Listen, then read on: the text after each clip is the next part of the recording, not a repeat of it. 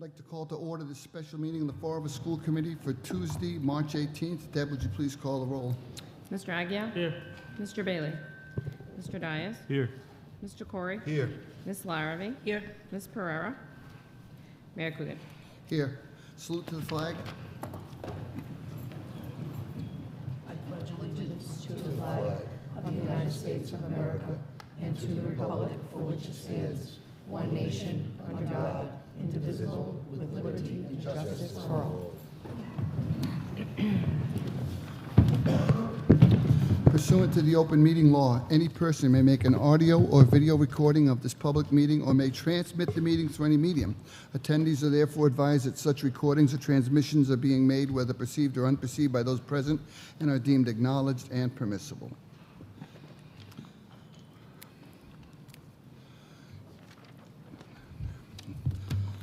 We have no citizens' input tonight, so we'll go straight to the Committee of the Whole. These are carryovers from the other night.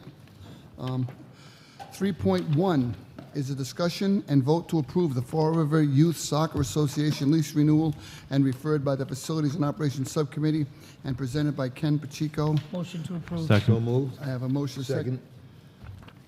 Mr. Corey. Second. Any discussion?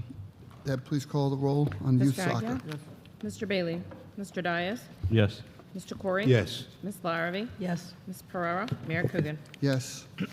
3.2 is a discussion and vote to approve grades 3-5 health curriculum pilot as referred by the instructional subcommittee and presented by Dan Fitzgerald, Director of Health and Phys So Ed. moved. Second. I have a motion, a second. Discussion? Yeah, I should be clear on that. I'm sorry. These were at the last meeting. There was an issue about some dates, so we wanted to make sure we did them properly, so we're doing them again tonight. So, Deb, please call the roll. Mr. Agia? Yes. Mr. Bailey? Mr. Dias? Yes. Mr. Corey? Yes. Ms. Larrabee? Yes. Ms. Pereira? Mayor Coogan? Yes. 3.3 is a discussion and vote to approve the International Teacher Partnership as referred by the Instructional Subcommittee and presented by Brian Raposa, Assistant Motion Super. to approve. Second. Second. Discussion? Hearing none. Deb, would you please call the roll? Mr. Agia? Yes. Mr. Bailey? Mr. Dias? Yes. Mr. Corey? Yes. Ms. Larrabee? Yes. Ms. Pereira? Mayor Coogan? Yes. 3.4 is a discussion and vote to approve a 3-year contract for Yellow Bus, McKinney-Vento, and athletic/activity trips serviced as referred by the Facilities and Operations Motion approved. Second. I have a motion, a second. Discussion? Hearing none. Deb, would you please call the roll? Mr. Agia? Yes. Mr. Bailey? Mr. Dias? Yes. Mr. Corey? Yes. Ms. Larrabee? Yes. Ms. Pereira? Mayor Coogan? Yes. 3.5 is a discussion and vote to approve the First Amendment to the lease agreement between the Catholic Church, Catholic Bishop of Fall River, and the Fall River Public Schools, as referred by the Facilities and Operations Subcommittee and presented by Ken Pacheco, Chief Operating Officer. Motion to approve. Second. Discussion? Hearing none. Deb, would you please call the roll? Mr. Agia? Yes. Mr. Bailey? Mr. Dias? Yes. Mr. Corey? Yes. Ms. Larrabee? Yes. Ms. Pereira? Mayor Coogan? Yes.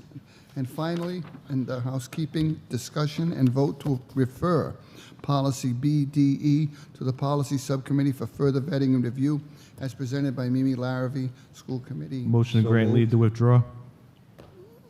I have a motion from Mr. Corey first. Second. I have a motion, a second from Mr. Corey. Mr. Dias? Thank you. I wish to make a quick comment on this from the last meeting. My colleague, who isn't here right now, to my right at the last meeting, falsely accused me of playing gotcha. And my colleague was wrong, and here's why. The vice chair at the Facilities and Operations Subcommittee stopped the meeting last week or the week before with concerns of the open meeting law. That's all well and good. That is an item, in my opinion, that is considered an emergency, something we should vote on right away. When our clerk sent out the revised agenda, it was noted that it was for items referred out of that subcommittee that day. I do not recall the open meeting law issue being voted out of the Facilities and Operations Subcommittee. Over the weekend, that past weekend, I provided a determination by the Division of Open Government that put the open meeting law issue to bed. I noticed the item on the Monday morning agenda when I was going through the agenda again. I thought the issue would have been dropped at the meeting as the open meeting law issue, in my opinion, was disproven. However, the vice chair decided to change the argument at the meeting and state without any evidence that her colleagues might use this policy for the wrong reasons. That's not what was said at the subcommittee. So, Mr. Chair, there was a gotcha moment at the last meeting. However, I was not the culprit. I believe questions are a good thing, and we shouldn't prohibit our colleagues from asking less questions. We should be focused on more important issues, so I'll be voting no on this motion. Okay. Anything further? Mr. Aguirre? Yeah, just want to reiterate as well, I think having a school committee member go to a subcommittee meeting is not a bad thing. It should not be prohibited. As we talked about at the last meeting, the open meeting law allows it. Attorney Assad, Attorney Macy, former corporation counsel, all said that it's absolutely legal within the bounds of open government or open meeting laws. So I think we should leave to withdraw. If it does get to policy, I'll attend that meeting to voice my concerns then too. But all this is basically doing is if we vote yes for this motion, this is saying that we want to change the current policy, which allows any member of the school committee to attend a subcommittee meeting and ask questions and participate. Quite frankly, I think that's a good thing. I don't think it's a bad thing. So if you vote yes for this, it's basically voting to say we want to limit the participation of school committee members at a meeting. I'm not in favor of limiting that, so I'm going to be voting no. I yield. Thank you. This is just, Mr. Aguirre and Mr. Dias, these items all come before the full committee where they're properly vetted. My concerns are a quorum at a subcommittee meeting or someone being implied that there could be a quorum because of comments made by members that aren't part of that committee may influence a vote. But again, that's also going to be addressed at the full committee, so I appreciate your candor from both of you. But with that being said, Mr. Corey. So I have a different take on this. What's discussed in subcommittee meetings always has to be referred to the whole committee. And the whole committee at that point can take up the discussion. I'm not trying to limit questions or discussions, but really trying to keep our meetings focused rather than having them run awry, especially with just a plethora of questions. That's basically my feeling about it. I think subcommittee issues should be very focused, and when they're passed and referred to the full committee, can ask as many questions as necessary. Mr. Aguirre. Yeah, so two things. One is to, Mr. Chairman, to your comment relative to the open meeting law and a quorum. We've had that issue in writing by attorneys, the city attorney, Attorney Assad, as well as the Division of Local Government, the Ethics Commission, all the folks that have said it. So the question isn't whether it's going to be considered. It has actually been stated that it is not. So that shouldn't even be part of the discussion. The issue of a subcommittee meeting having discussion, if someone wanted to go to participate, it will actually it will actually help the situation so that the questions could be vetted at the subcommittee by more members so that when we get to the full committee and people ask questions, what we have here on the stage sometimes is everybody just wants to go home. Some members want to go home so quick. So if someone's asking questions, and you can watch the tape for yourself, they roll their eyes, they mumble, they groan, and say, oh, and more questions coming. So this is a way to actually help to make the regular meeting go smooth by asking your questions to get to the nitty-gritty, more granular topics in the subcommittee. So I don't know why this is even going to be referred, because it's only going to be taking away something that is the law. You guys can vote the way you want. I'm voting the way I do. I yield. Thanks. No, I'm good. All right. I said what I had to say. Anything further? Deb, could you please call the roll? Mr. Aguirre. No. Mr. Bailey. Mr. Dias. Object. Oh, it just gets carried to the next meeting Oh, now. okay. Mr. Corey. Yes. Ms. Larrabee. Yes. Mayor Coogan. Yes. 3.7 is the discussion on the, What was the objection? I don't know. I raised an objection to the consideration of the motion pursuant to Robert's rules. I just don't believe this should be considered at this time. It should As be Mr. go to the Aguirre next- said, it was, this is removing basically the law, and so I made my motion. Mr. Assad, it goes to the next meeting? I'm not familiar with the objection standard in Robert's rules On the vote? on the vote. And I know that the city council has that rule and it goes to the next meeting, but they don't go by the Robert's rules. They have a different set of rules that they go by. I don't believe that Robert's rules has that, but if my brother to my right here believes, has a copy or has a section of Robert's rules that he wants to show me, I'd be glad to look at it. Okay. I think the objection has to be made before the vote, but I could be wrong. I'll leave it up to you, Mr. Chair, how you wish to Okay. proceed. Obviously, if it's wrong, we will correct it like we did the other ones, but let's go forward with the discussion on the Fall River Public Schools fiscal year 2026 budget. I'll turn it over to the superintendent. Sure. So at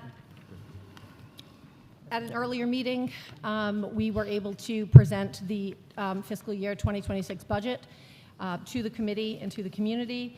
And tonight, we have with us our department chairs from various departments in the district, as well as school leaders from our 3 middle schools, RPA, Stone, and other departments, in all of the departments as I referenced.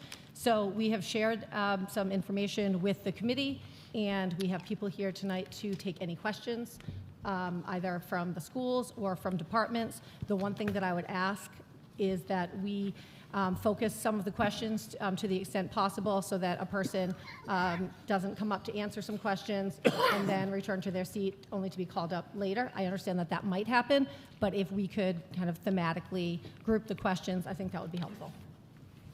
Makes sense? Okay, so why don't we go start off school by school? Mr. Chairman, Yeah, Mr. Ayer.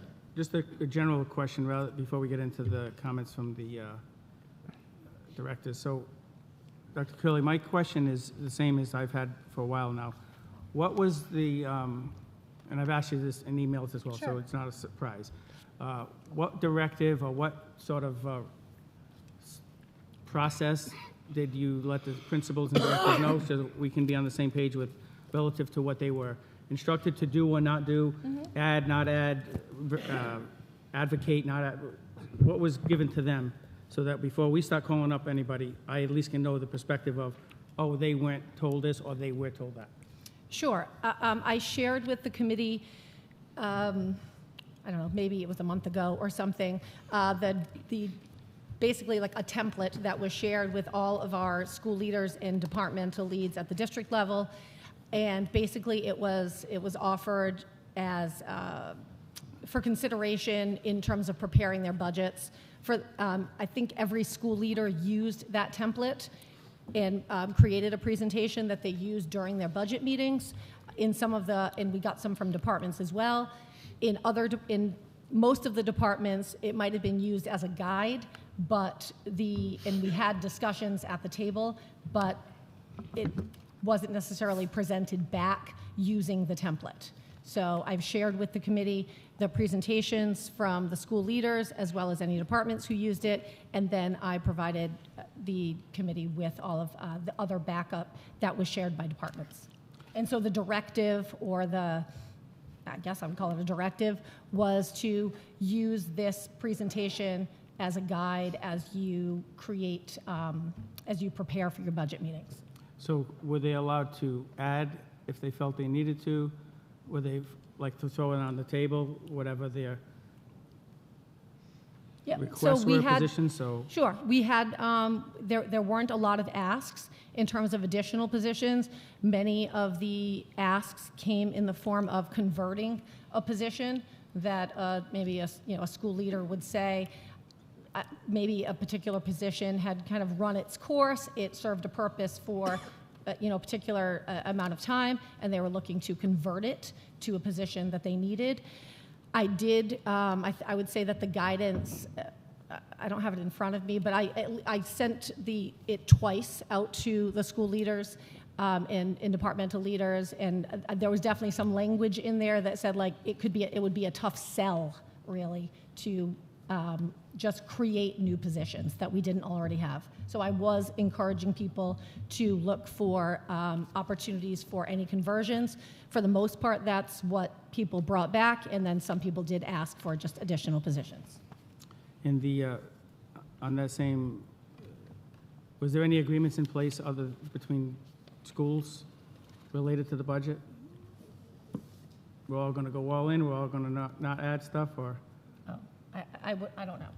And how about with, you said the presentations, so I know we talked earlier via email about information, backup information. So the committee received at 9 o'clock last night, the special education slides, which I'm assuming was part of the original budget It was, yeah. presentation. So we just got that, so I did see that one, and I saw the 105 pages from Mr. Pacheco today. Is there any, when you're saying presentations from the other people, I don't recall getting any of those? So the principal ones were shared via email. You had got, those were the first ones that you received a couple days after, the week of the meeting that we had.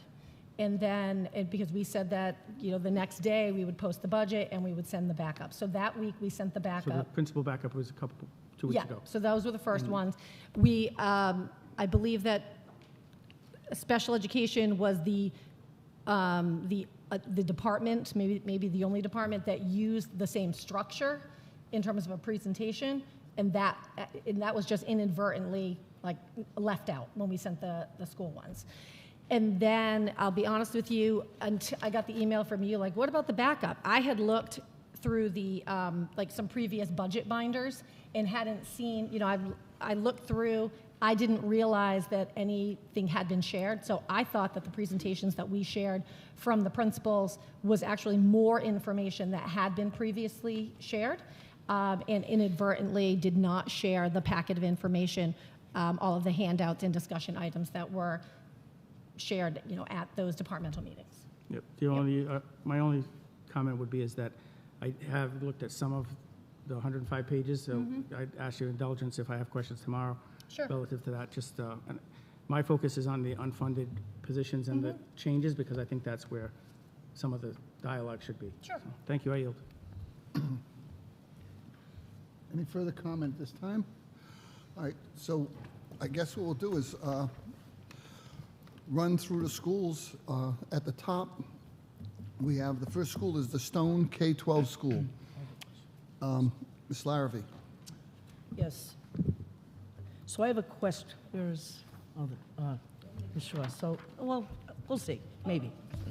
So I just have a question, I don't know, Madam Superintendent, on dedicated space to address immediate situations, whether they're trauma situations, disruptive situations at Stone. Is there space available for those situations, for like a one-on-one, for? Yes. There is? Yes. Okay. That's all. Thank you. Anything further on Stone? Hearing- Oh, I'm sorry, Mr. Aguirre. Yes, I had a question for the principal.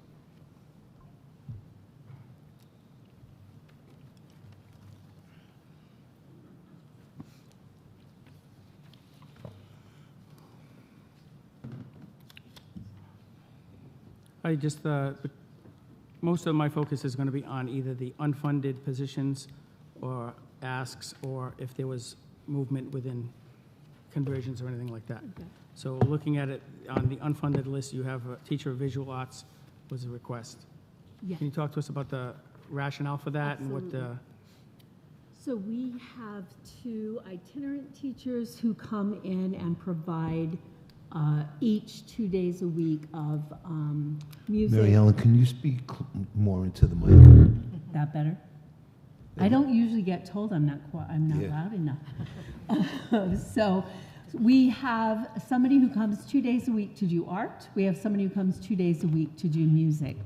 One of our heart's desires has been to have somebody who can also do some therapeutic arts groups with our students, and the idea that if we had a full-time person in the building that could help us get that going, that would be extremely beneficial to our kids. So that's why we've asked to take those 2 positions away, those 2 itinerant positions, and then to convert either one of our ISLs or our community facilitator position into a full-time unified arts position. what was the second one? You said community Community facilitator? facilitator. And that's on the reduction list too? That is a position we have never been able to fill. So it's a vacancy. It's a vacancy, correct? So if I'm looking at this, you're looking at, you asked for a teaching position based on what you just Yes. said. You're not getting that. And you're reducing a filled position, and you have a vacant position. We are reducing the vacant position is the What are you community getting for that? facilitator position. What's that? What are you getting for that at the Stone School? I was hoping that and removing the 2 itinerants would cover a unified arts teacher, A new what? a unified arts teacher. So is here. removing, pardon me? Is that here, or am I missing something? That should be in there. That's the only thing that we requested was to change that position, the community facilitator position, remove the 2 itinerant teachers that do 2 days a week, and replace all of that with a unified arts teacher. That's what we requested. Is that what you're calling visual arts, or am I? Yeah, missing? visual arts, sorry, yeah, yep. Right, so something's not adding up. What's not adding up? So if I'm looking at this, Mm-hmm. and it's not that you're the first one on the list, so nothing personal. No The- problem. Wish list, which is unfunded, based on the administration saying that they felt it was not funded, Right, whatever. Call it what you want. Mm-hmm. Didn't make the cut. yep. 70 grand in here. But now I'm looking at reductions, and you're explaining that you have reductions that equal almost that amount of money, and then some if you're going to reduce the 2 itinerant teachers, and that's 0.5, you would say 1 point, that means 1. Well, they're not quite 0.5. Whatever it They're- is. Whatever it Point is. something. 2 days, So whatever that is. what I'm not getting is, your school's getting cut. Yes or no? I don't know the answer to that, actually. Well, I can help you with it. Okay, So right now you have a position that's filled, that's Yep. getting cut. Right on this sheet here. The ISL position. oh, So okay. that's getting cut. You currently have a position with a Okay. person in it. Yep. 35, 40 grand. Right. That's no longer going to be in your Right. building. And you're not adding anything. You requested to add something that went on the wish list, so you're getting cut at least 40,000. Then you're Okay. going to get cut a community facilitator who is a vacant position, which is probably somewhere else in the budget. That's another 30 or 40 grand. So you're getting cut 80 grand, case, just the way I see it. Okay. So I would just want to offer some kind of response. So the community facilitator position was not cut. There is a cut in the position of the instructional support liaison, and that was something that we discussed during the meeting. There were 2 requests for fine arts, fine and performing arts, unified arts teachers. One was at RPA and one was at Stone. They both ended up on the wish list and show up as, I think when I shared it to you, it shows up as like not prioritized for funding or something like that. There were a couple lists that I shared. Part of that is because we're looking at potential movement elsewhere in terms of unified arts positions, across all of them, whether it's health and PE and as well as fine and performing arts and things like that. And that's the reason. It's not this just straight up, sorry, you are not getting that. It didn't feel like it needed to be done now because we think there could be some movement moving forward. So, I mean, that's the short story. But there were not 2 positions cut. The community facilitator is still funded in the budget. The instructional support liaison that we discussed, that you, I don't want to say recommended to be cut, but said this is a position we could do without, that was cut. And we are still looking at the way we might be able to fund, maybe it's a singular position across the 2 schools. This isn't a matter of kind of replacing the 2 part-time with a full-time. It would be adding a full-time.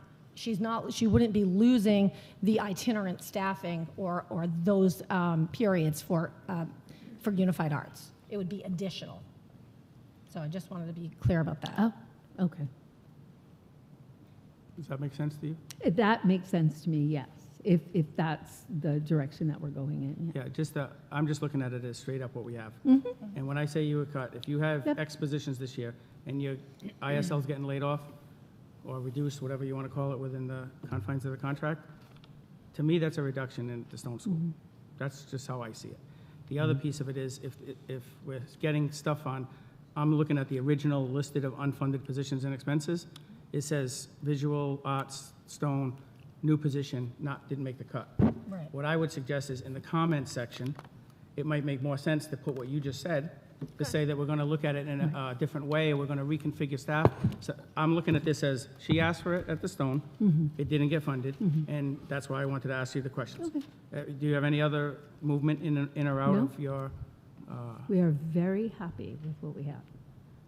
great. Mr. Almeida, you jumped up, is that? No, it was answered, so I just, Yep, the only thing I would suggest, and I'm going to probably ask the same questions right down the list, so thank you. You're welcome. Anything further? Mr. Dias? Oh, sorry. Thank you. Do the timeout rooms at Stone have any live surveillance for security purposes right now? We do not actually at the moment have timeout rooms at Stone. We had timeout rooms in the old schools. We did.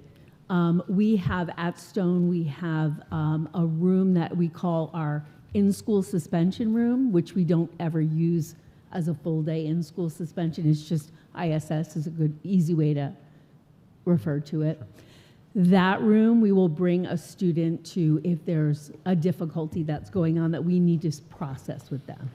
Often what happens at Stone this year is that we bring students to our offices because now we have individual office space, which I've never even had an individual office until this year. So we bring the students to our offices, process situations with them in that regard, and then bring them back when they're regulated to their classroom.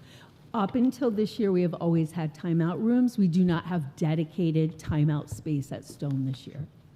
Thank you for that. And last question, so I see the not prioritized for funding and Stone, the visual arts that we're discussing. Was there any other positions that you've advocated for that were denied? No. Thank you. I yield. Anything further for Stone? Thanks, Mariano. You're welcome. Next up is the Cuss Middle School. Cuss Middle School. Does anybody have any questions? Mr. Aguirre?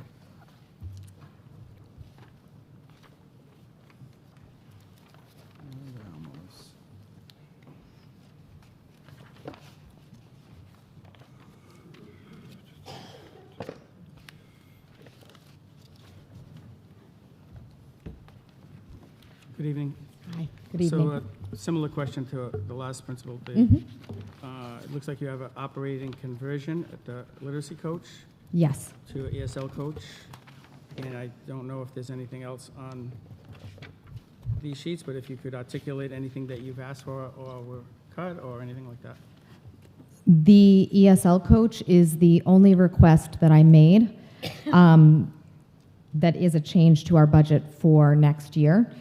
And that is because year over year, our ESL enrollment has gone up in a pretty significant way. We're now at a third of our students being ESL students. Right now, we have an ESL coach that is shared across the middle schools in the district. And just given our number of ESL students and the fact that all of our teachers in the building now service ESL students, whether they are foundational or mainstream, we felt that we needed a designated ESL coach at our school. And we felt that we could do that rather than adding a position through a conversion of another coaching position. What is the actual conversion of what going? So we currently, in our budget, have a literacy coach. That is a vacant position right now. And so we feel that we can support our teachers with the literacy and our MTSS programming, our intervention, so on and so forth, in ELA in other ways, and that when we have to make choices, for us, having the ESL expertise really felt like where we needed to prioritize. So do you have a math coach? Yes, we do. That's what they call, are you calling intervention on the org chart? It looks like this, it says intervention slash. Yeah, because our coaches also teach classes, usually intervention classes. So you have is that the same model that's in all the middle schools? When I say literacy coach, I was just thinking that person's job is to be a literacy coach. I don't think it's to teach classes, or I don't know if they all teach classes or that they not. Some people have, department heads, which you have, the department head at VLA. So I know Yeah, the so position is our vacant, but- coaches teach a very limited number of classes. So our math coach does one math class a day, and then one math intervention small group that's 34 minutes a day. The rest of her time is focused on coaching of teachers. And that's how we do it for all of our coaches at CUS. They teach a very limited number of classes, and the rest of their time is focused on coaching. I got to look back, and I thought you said the ELA coach was vacant. That you were converting. We have a math coach, and we had a literacy coach specifically for our MTSS programming and supporting like reading intervention.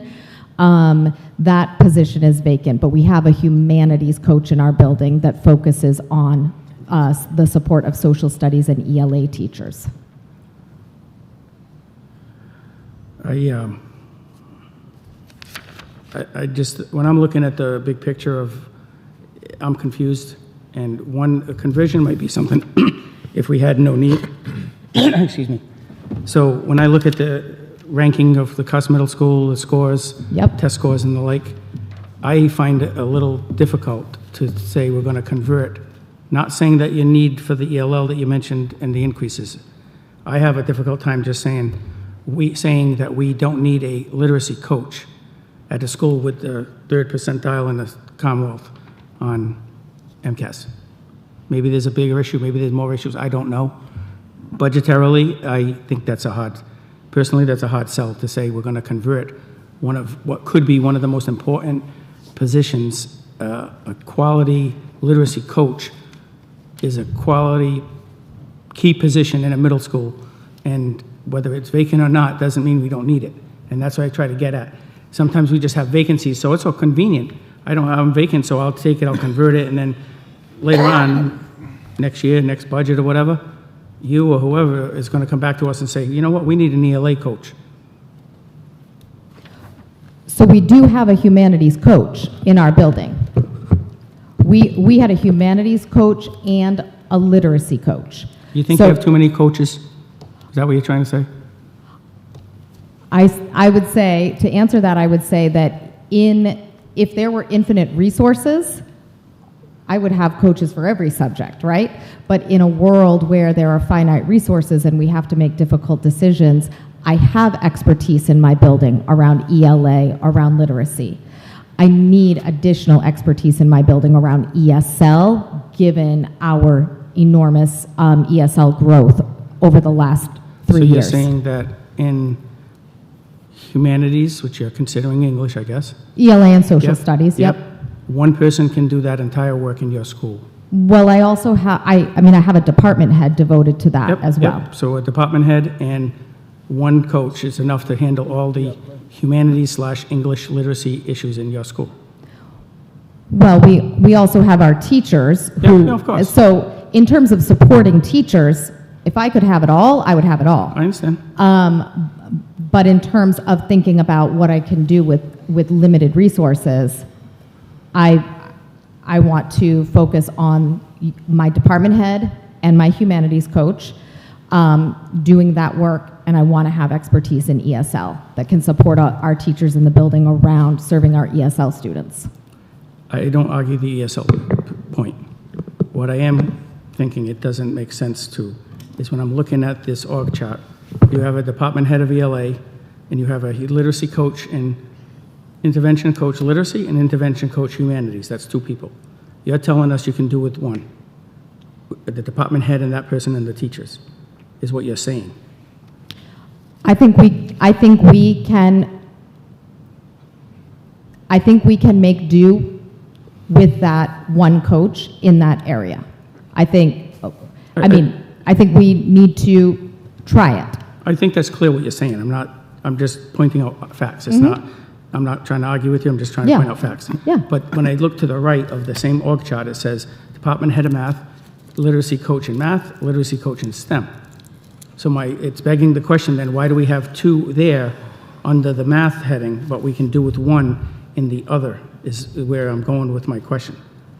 So that when we're at the third percentile in the Commonwealth, in a middle school, I'm having a hard time with understanding why we would cut the literacy coach there. Maybe there's more to it, maybe there's not, maybe it's because it was vacant and it's more convenient. That's not how we should operate in budgets. It should be what is needed and what we're going to go forward with. That's one of my concerns. The other one is, I don't really know how the school's going, and we don't really get updates and relative to discipline, how orderly it is or anything like that, how the SEL needs of the school are being met. We only get little bits here and there of somebody calls to complain, and sometimes, they don't call to compliment typically, but I know there's two sides to every story. Sure. When I look at 654 students at the CUS, I look at 3 vice principals. I look at 5 school adjustment counselors. I look at 4 SEL liaisons, and I look at 2 guidance counselors. And my initial reaction to that is, that's got to be a well-oiled machine that's working everything out. These kids needs to be met. There's no discipline. These kids are rocking it. When I look at these numbers, because this is something that the school committee has provided a healthy dose of resources. Absolutely. And I'm just giving you an opportunity to say, is it rocking? Everything's going smooth? Is there things, generally speaking? We're trying. I would say that we have made real improvements over the last few years. Absolutely. And it's a continued work in progress. I just, And I'm really proud of the work that my team does every day. I want to say that as well. So I will also say that in terms of the school adjustment counselors and SEL liaisons, one of those school adjustment counselors and SEL liaison positions came over with the addition of the REACH program to CUS as well last year. And that is a program that, given the social and emotional needs of those students, really needs that designated staffing for that program. I'm sure they do, and I support it. I supported all these positions. There's a lot of support staff in the school. I don't feel comfortable with the literacy coach piece, but that's something the superintendent can take up. Is there any other issues that you had up or down? No other changes? No. Thank you very much. I yield.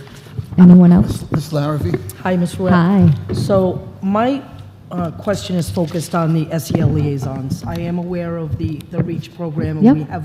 you have one dedicated to that. But can you just briefly tell us what the other SEL liaisons' daily tasks look like? Are they performing the same job?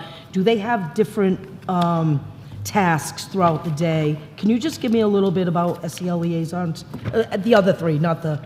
Absolutely. So often our SEL liaisons are kind of our first responders if classrooms need support, or if a student has kind of a challenge they're facing in the moment and needs someone to speak to. And so we have an SEL liaison at each grade level who is able to be kind of that first line of support. But if there is an issue with a student that really is rising to a higher level of need, then our school adjustment counselors are brought in to support the student and the family as well. Our SEL liaisons are also really critical in our attendance monitoring system and have a caseload of homerooms that they're really focused on building relationships with students who have been chronically absent and getting those students into school and making those phone calls every day. Our SEL liaisons do run groups with students, but they are often working with what we would categorize more as like our tier 2 students, where our SACs are really focused more on tier 3 needs within the school building. Okay, you do have a community facilitator, right? I have it in my budget, but it has been a vacant position all year. It's a vacant position all year. I was just wondering, okay. I didn't. Is there anything that you foresee that you could probably use the SEL liaisons for another purpose? Is there something at CUS that you could use them for something else outside of what they're doing now? Well, my goal really is to really strengthen kind of our restorative justice approaches within our building and our restorative practices. And so I do see over time our SEL liaisons really playing a critical role in that. We have started some of that this year. So when we have students who have a supported, structured portion of their day, they are with an SEL liaison during that time, and other students who might also have kind of a supported, structured day. And during that time, a part of the time is a restorative project or reflections on what maybe happened the day before, how they may have impacted the community, and then having time with the SEL liaison to really talk through that and process and prepare to reintegrate back into their classes and repair the harm with a teacher or a fellow classmate. And so we have started to integrate some of that work, but I see restorative circles, restorative conferences as a key piece of the work kind of moving forward that I'd like for them to take on more of.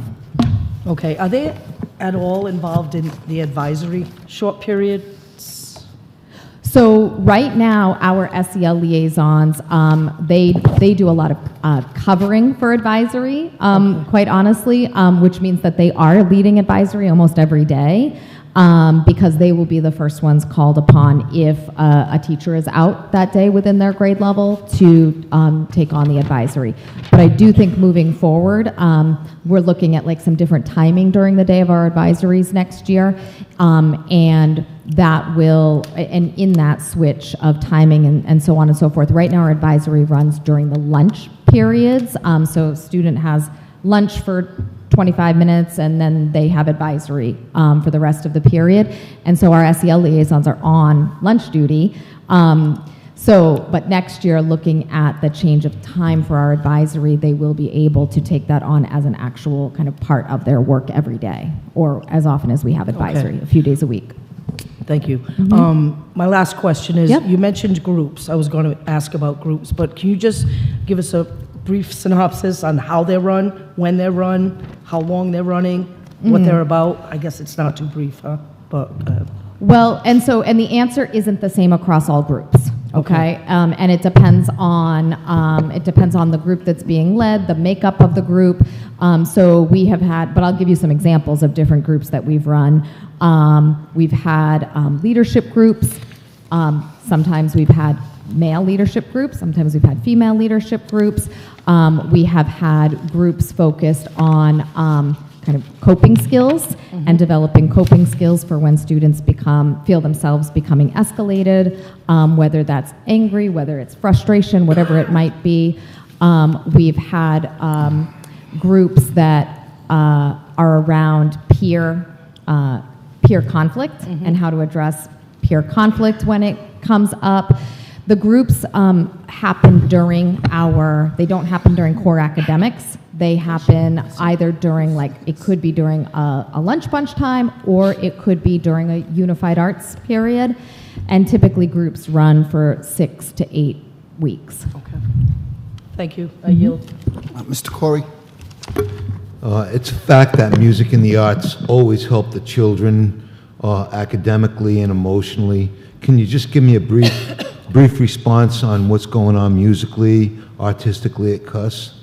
Well, I'd recommend that you all come out this Friday or Saturday for our musical, Friday night at 7 o'clock, Saturday at 2. So we have our drama club. They do a musical every year. This year they're doing Beetlejuice Jr. We also have a really robust chorus program, so every one of our grade levels has a different chorus that students can sign up to take part in, and it is a class during the day. And then for concerts, the 3 groups come together for a portion of those concerts as well and perform as a full CUS chorus. We have band, we have orchestra, and then we also have general music classes during the day. And right now in general music, our kids are playing the ukulele. That's really good. So as far as the chorus and the band is concerned, the number of kids is it a healthy number of kids that are taking part Yes. in those programs? Absolutely. I'd encourage you to come out to our concert in May. I think it's May 22nd or 23rd. We have quite a music program going on, and I want to say, we've had band and orchestra since I've been at Cuss. The chorus was not happening when I got to Cuss. It had been shut down when COVID started, and so I want to give all the props to our music teacher, Chelsea Burnham, who brought back chorus in a huge way at Cuss. Okay, thank you. I yield. Comment. Mr. Dias. Thank you. So I see on the budget 3 instructional support liaison position that are open, vacant right now. What's the issue with filling those up, or are those new? Two of them were new for this current year, and if I remember right. Superintendent Curley, you might have to help me here. If I remember right, I think that we, for a while, kind of put a hold on filling ISL positions, so I'm not even sure that, quite frankly, that they were posted.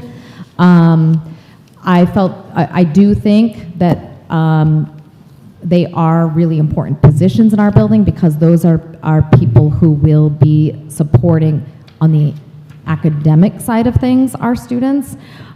Similar to SEL liaisons, but really on the academic side for students who are really struggling academically and providing that support.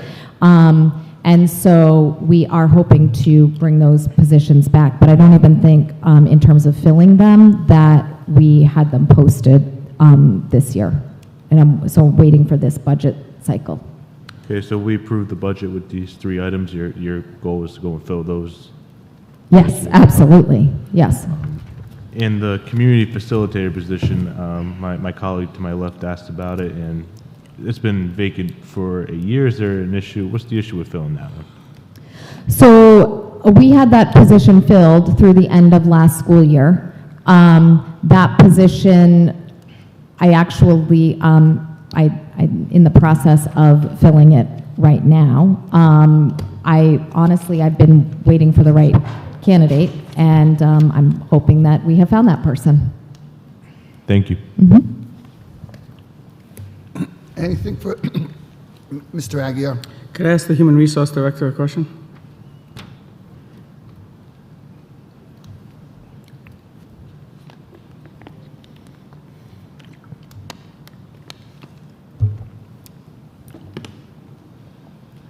I'm just following up on what the principal just mentioned. So can you give us any information relative to budgeted positions that this committee approved that she just indicated were not even posted in an attempt to get one? So we have vacancies and, my concern about why we need to fill vacancies and the like. So can you just either clarify, or do you know about the positions we're referring to? Was there a hiring freeze that we didn't know about? Because I have never heard that we had a hiring freeze, so I'm looking to you as HR Director for Superintendent? direction on that. I will, I'll respond. I'll have to look through some communications. Coming out of some meeting, some school committee meeting in either January or February, I was under the understanding that we would be holding on some of the open positions and not hiring, so we weren't, I asked to take the postings down, and there was some discussion on our end around really taking a look at those ISL positions that were unfilled more than halfway through the year, hadn't been filled all year, and wanting to make sure as we were moving into next year, there might be a possibility that, one, some of them might need to be cut, and number two, that we were positioning some of those positions to support some of the recruitment efforts and some partnerships that will be coming to fruition in terms of university partnerships, where we can work with some folks to be working in our schools while they pursue their degree, in a way that's, supported by the school and some outside funding and some of their own personal funds. And we were looking to hold open some of those positions. So, Mr. I think there are 7 or 8 open right now. Yeah. The reason why I asked the Human Resource Director is because he's been here since July, and he would have the intimate knowledge of whether we're filling positions, whether there's a hiring freeze, whether something was pulled or not. Now, I don't expect you to have that all in your memory, sir. But I would ask is that we get a full report on the positions, the history of the positions, because it doesn't sit well with me, even with the superintendent's answer right now.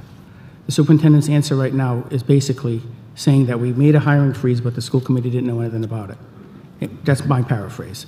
The other piece of it is when we created a budget last year, the school year starts at the end of August. So I would expect that all the positions that this young lady just mentioned were advertised and people either had a right to apply or not from the start of the school year. At that point, if we've gone through the year and said halfway through the year to the children that are at the Custer Middle School right now not getting that service, for us to say, well, it's okay, we can do without it for the rest of the year, I would expect then that this would be on a cut list. If we did it all for the children that are here now, we were able to do it without 2 out of the 4, whatever it is. Why are we now saying that we need the 3? We never had a hiring freeze. I've never voted for a hiring freeze. I just have to sit here like everyone else and listen to that we have 180 vacant positions, and why can't we fill them? Everybody on the committee says the same thing. Why can't we fill the positions? And then now we find out at a budget hearing that we didn't fill the positions on purpose. So I'd like a full report through the superintendent of how, because I've never been told that we're not filling positions on purpose. I yield. Anything further on Cuss? Next school up, thank you, listen, thank you, is Morton Middle School. Morton Middle School. I guess it's going to be, Mr. Bretz.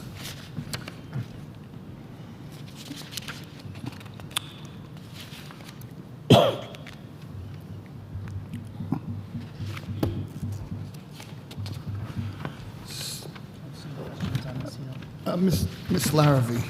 Hi. So don't repeat myself. Same questions on SEL liaisons. I know you're missing one, right? One is unfilled. One No, position. all my You're fully- SEL Then I looked at positions the, are okay, filled, yeah. my notes are wrong, okay. Just let me know, how's it going? What are they doing every day? Yeah, I would echo my colleague's conversation around our SEL support has been really robust here at Morton. For our SEL liaisons, they're our first line of defense in the classrooms. They are running groups from lunch bunches to various restorative justice circles for students as well. And then also one thing that we've done a really nice job with is with professional development around I Decide, so students that might need an understanding around healthy behaviors from tobacco use and such. So they might be running those programs as well after school or during the school day. So they are overseeing classes, advisories. They also have a caseload of students for attendance. They help out with home visits and such. So they are really the cornerstone with social emotional support in addition to our school counselors. Do you foresee them using them in a different capacity? Or are you satisfied with how the SEL liaisons are not performing, but the work they're doing with the students? Yeah, I always like to try to be as creative as possible with our staff and our student population, and particularly I'm looking for next school year for our SEL liaisons to take on a larger role of working with students, so maybe offering one class during the time that those students would be in Unified Arts to give them that opportunity to get targeted support in a different manner than during the 20 minutes during lunch or after school hours. So that's one difference that we are considering as a collective team for our school. Thank you. I yield. Mr. Dias. Thank you. Similar to the last line of questioning I have, I also see that we have 3 instructional support liaison positions unfilled currently right now. I don't know if you heard the last line conversation. Is it similar as to why they're not filled, or are they new positions that are added in this year's budget? No, I started with ISL positions, and the goal of the ISL position is targeted support for students. And really, if you think about it, what the requirements are for an ISL as an interventionist working with students is the hope that those individuals will be able to be in the classroom. So I had ISL positions this year that were filled, and we have transitioned all of those candidates into school positions, whether they are in special education on a waiver or they're a classroom teacher. So that was the hope of the intention of those positions. We were able to do that. Thank you. So you're planning on filling these relatively soon? Correct. Okay. And with the paras, there's a few para positions as well, some one-on-ones in the English language. So is it similar?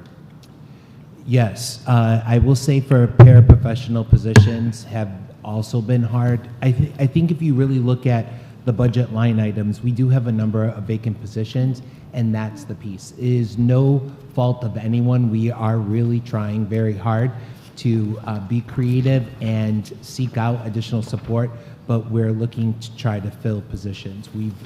This year, we also recently did do an interview, and we have someone right now for the ESL para position that should be filled in the coming weeks. Okay.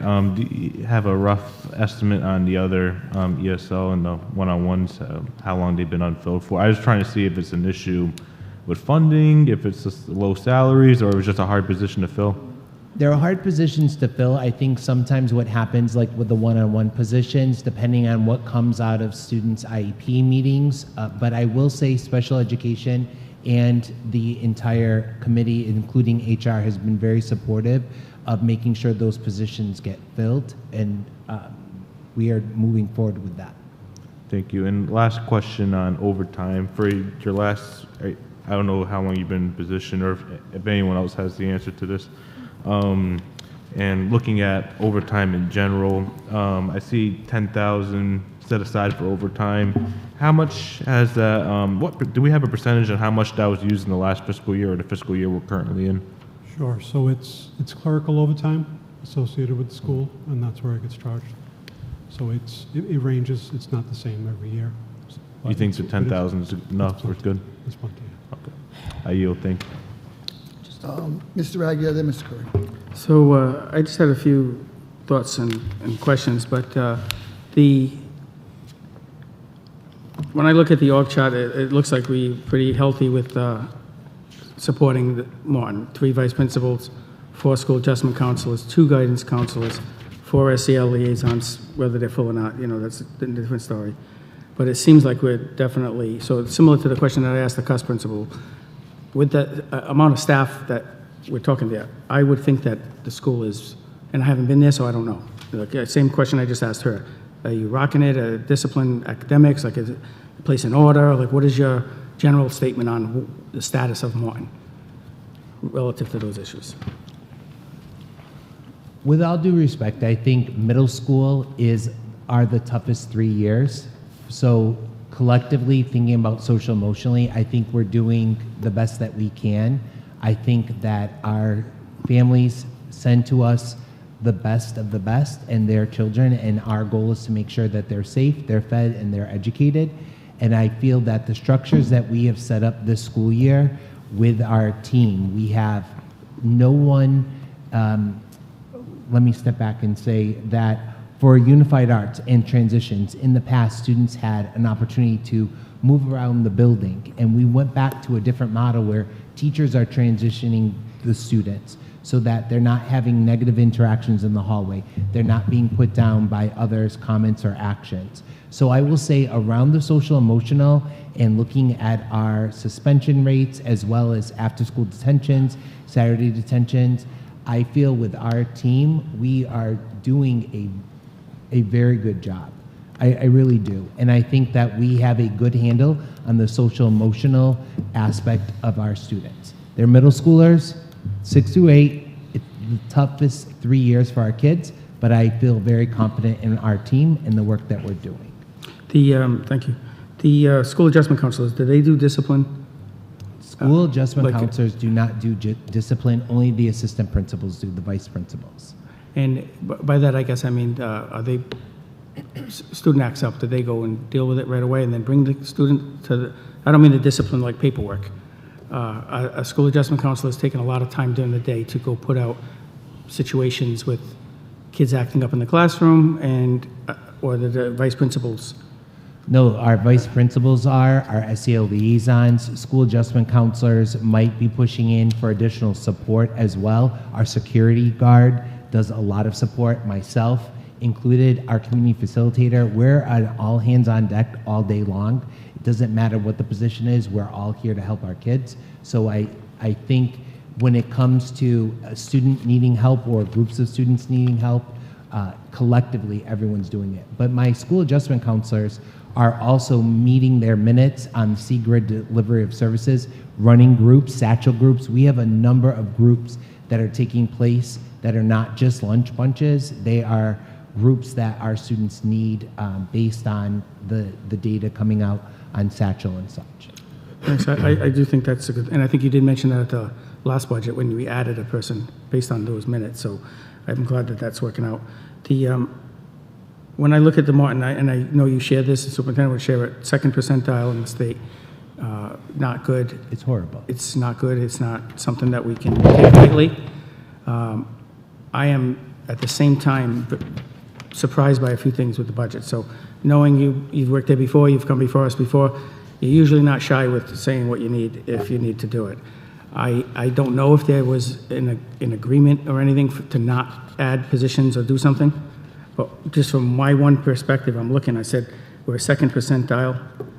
We have conversion here that you're trying to convert some people, like I think one's a coach to ESL, another one's going to go to a teacher. Then I look at the org chart, then you're going to have basically nobody under, same conversation we just had with Cuss, they have 4 intervention/coaches. Martin would have none. And maybe 1 if that other position got converted, but I'm just having a hard time adding up the low percentile, which means we have some instructional needs, the lack of instructional support staff, you know, and how does that go together that we didn't get any requests to say, I have 754 students, I need coaches? Did you come to the administration and say, I don't need coaches? No, I have a literacy coach in the position and has been in the position, and we're continuing that, and that's in the position for next school year. So I have a literacy coach that works and supports intervention services as well as with my department chair. So that's in my budget line item. We currently do not have, we share, like has said been earlier, in regards to an ESL coach amongst the schools. And so that's where that conversion comes, because we do need an ESL coach to help support that piece. So the thing that we also do is our coaches are also our interventionists as well. And so that's why I have that position there in addition to. So that I don't want you to think that I'm not focusing on intervention or literacy. That person is in the position, we're continuing that. And we're also, with ISL, our interventionists, our paraprofessionals, continuing intervention. Yep, I'm just looking at what we have given to us. So under the operating conversions, it says you're taking a Morton Cuss coach interventionist, moving that to a teacher of criminal justice. So that therefore is eliminating a coach position.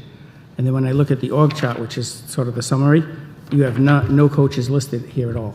Yeah, So I don't that's know what why. I'm only going by what's here, that's all. Okay. I can have that updated for you, because I do have the literacy interventionist as well that is on there. So I'll make sure that So- gets updated. I don't know if is the wording the coach, is that why it's not here, but I don't know why it's not consistent between what you're seeing for Cuss and the fact that their coach interventionists were named in the org chart, and in Morton, it wasn't. I don't know why. so if that was the case, and An error. you guys can figure it out at some point, but you have 1. I currently have 1 literacy coach, which is the coach interventionist. And that's all you're going to have? No, I will have 2 next year. So with the conversion, I'll have an ESL coach and I'll have a literacy coach. correct, take ASL out, like just move it on the side. Because had 4 positions for coaches, interventionists. You are going to have 1.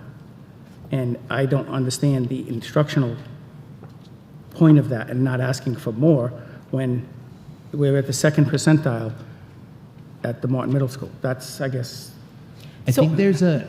Go ahead. I think that we have to understand that instructional coaches are twofold. One is to work with small groups of students, but also to support teachers with coaching cycles and such.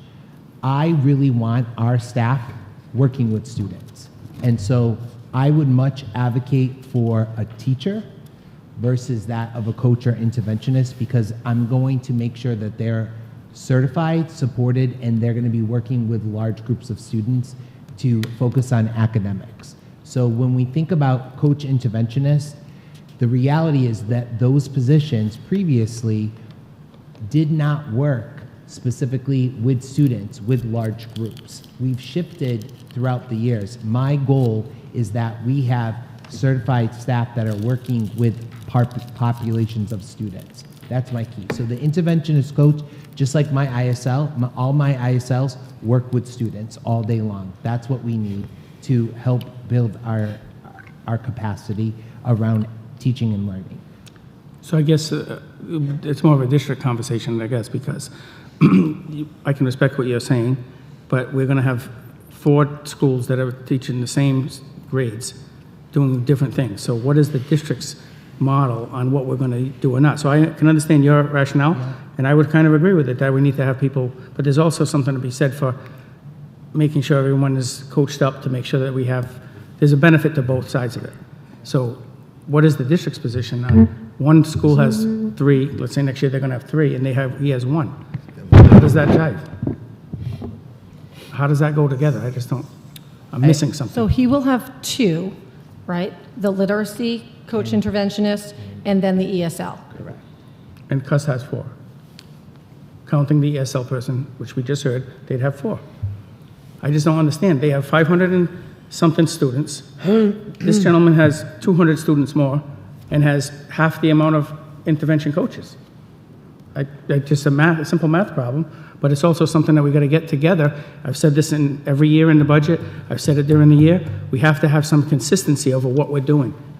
I would say from you as the leader of the district to Assistant Superintendent Raposo, whoever, at some point, this is the time to say this is the model that we're going to use. Now, there should be a little bit of variation, but a school with 200 students more shouldn't have half the amount of coaches and interventionists, and they're at the 2nd percentile in the Commonwealth. That doesn't give me confidence that we're all inconsistent.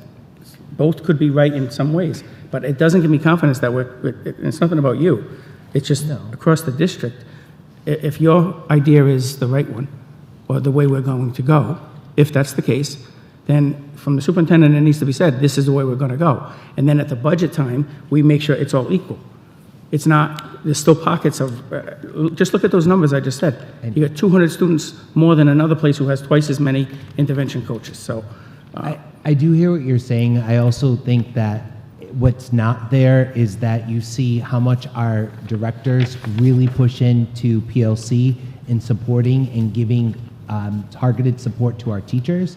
And our model looks a little bit different because I have an English department chair and I have a math department chair. That's not the same in the other schools. So for example, you heard from CUS, they have a humanities department chair that covers those 2 departments.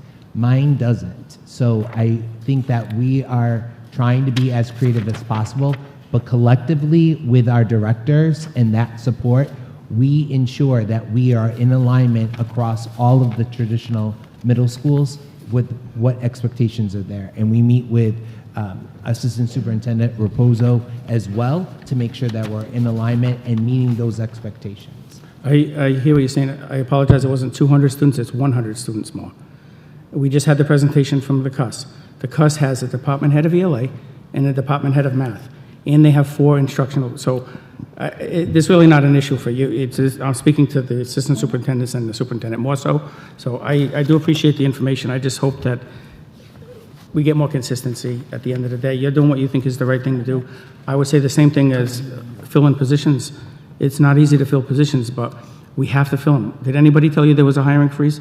No, I So was you've had the told ability we to are fill. always trying to fill positions. I've never heard of that. All of my positions, I've converted a number of people. They were in a position and they went into a different position to work with students. So it was not of anything to pull away from students. And I would assume that you have the ability to create a substitute for those folks. Say that In the district, you have the ability to create a substitute for those people. So you have, let's say, 3 ISLs open. Could you hire a substitute and have them serve that purpose, see how they're doing, and try to sort of groom and build up your own people? Yes, I mean, we are constantly in communication. I was actually in communication with Kevin earlier in regards to, we have some really outstanding, exceptional teachers that are coming in, and we're trying to how to retain and also what is the best position to support them. And I think that the central office and the finance department under Kevin's leadership has just been very supportive and creative in assisting us across the board. Thank you, I yield. Mr. Corey? Nick, when you were at Tansy, did you, at one point when you were at Tansy, did you leave You're our dating district? myself. You see my receding hairline. Yeah. So you did leave the district at that point, but now you're back. Is that correct? I hope so. I'm so glad. The reason why I asked that is because I'm so glad that you're back. Because I saw your work at Tansy, and I was very impressed. You're very human in all your dealings with not only the kids, but the staff as well.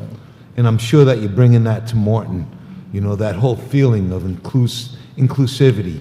And what you just remarked before is all hands on deck. I appreciate that approach because that means that your team is working holistically for the good of the school, and that's a really good thing. Just a couple of things I'm concerned about. Not so much numbers, but how's the music and the arts program looking at Morton these days?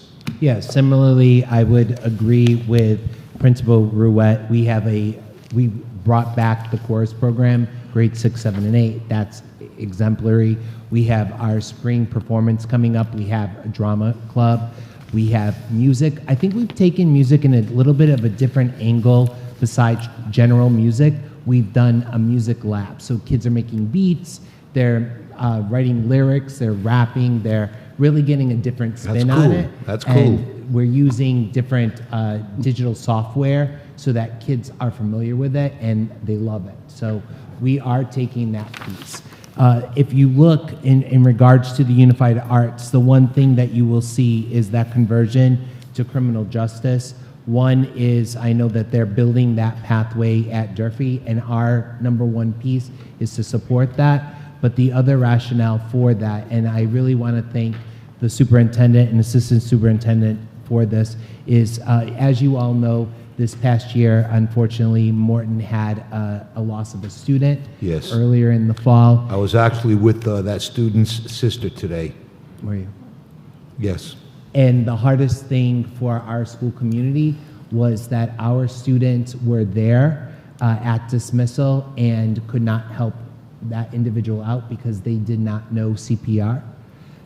So they did what was best by calling 911, but we couldn't assist in that moment. So the criminal justice thread, not only supporting our pathway for unified arts at Durfee and thereafter, but we're also integrating CPR certification.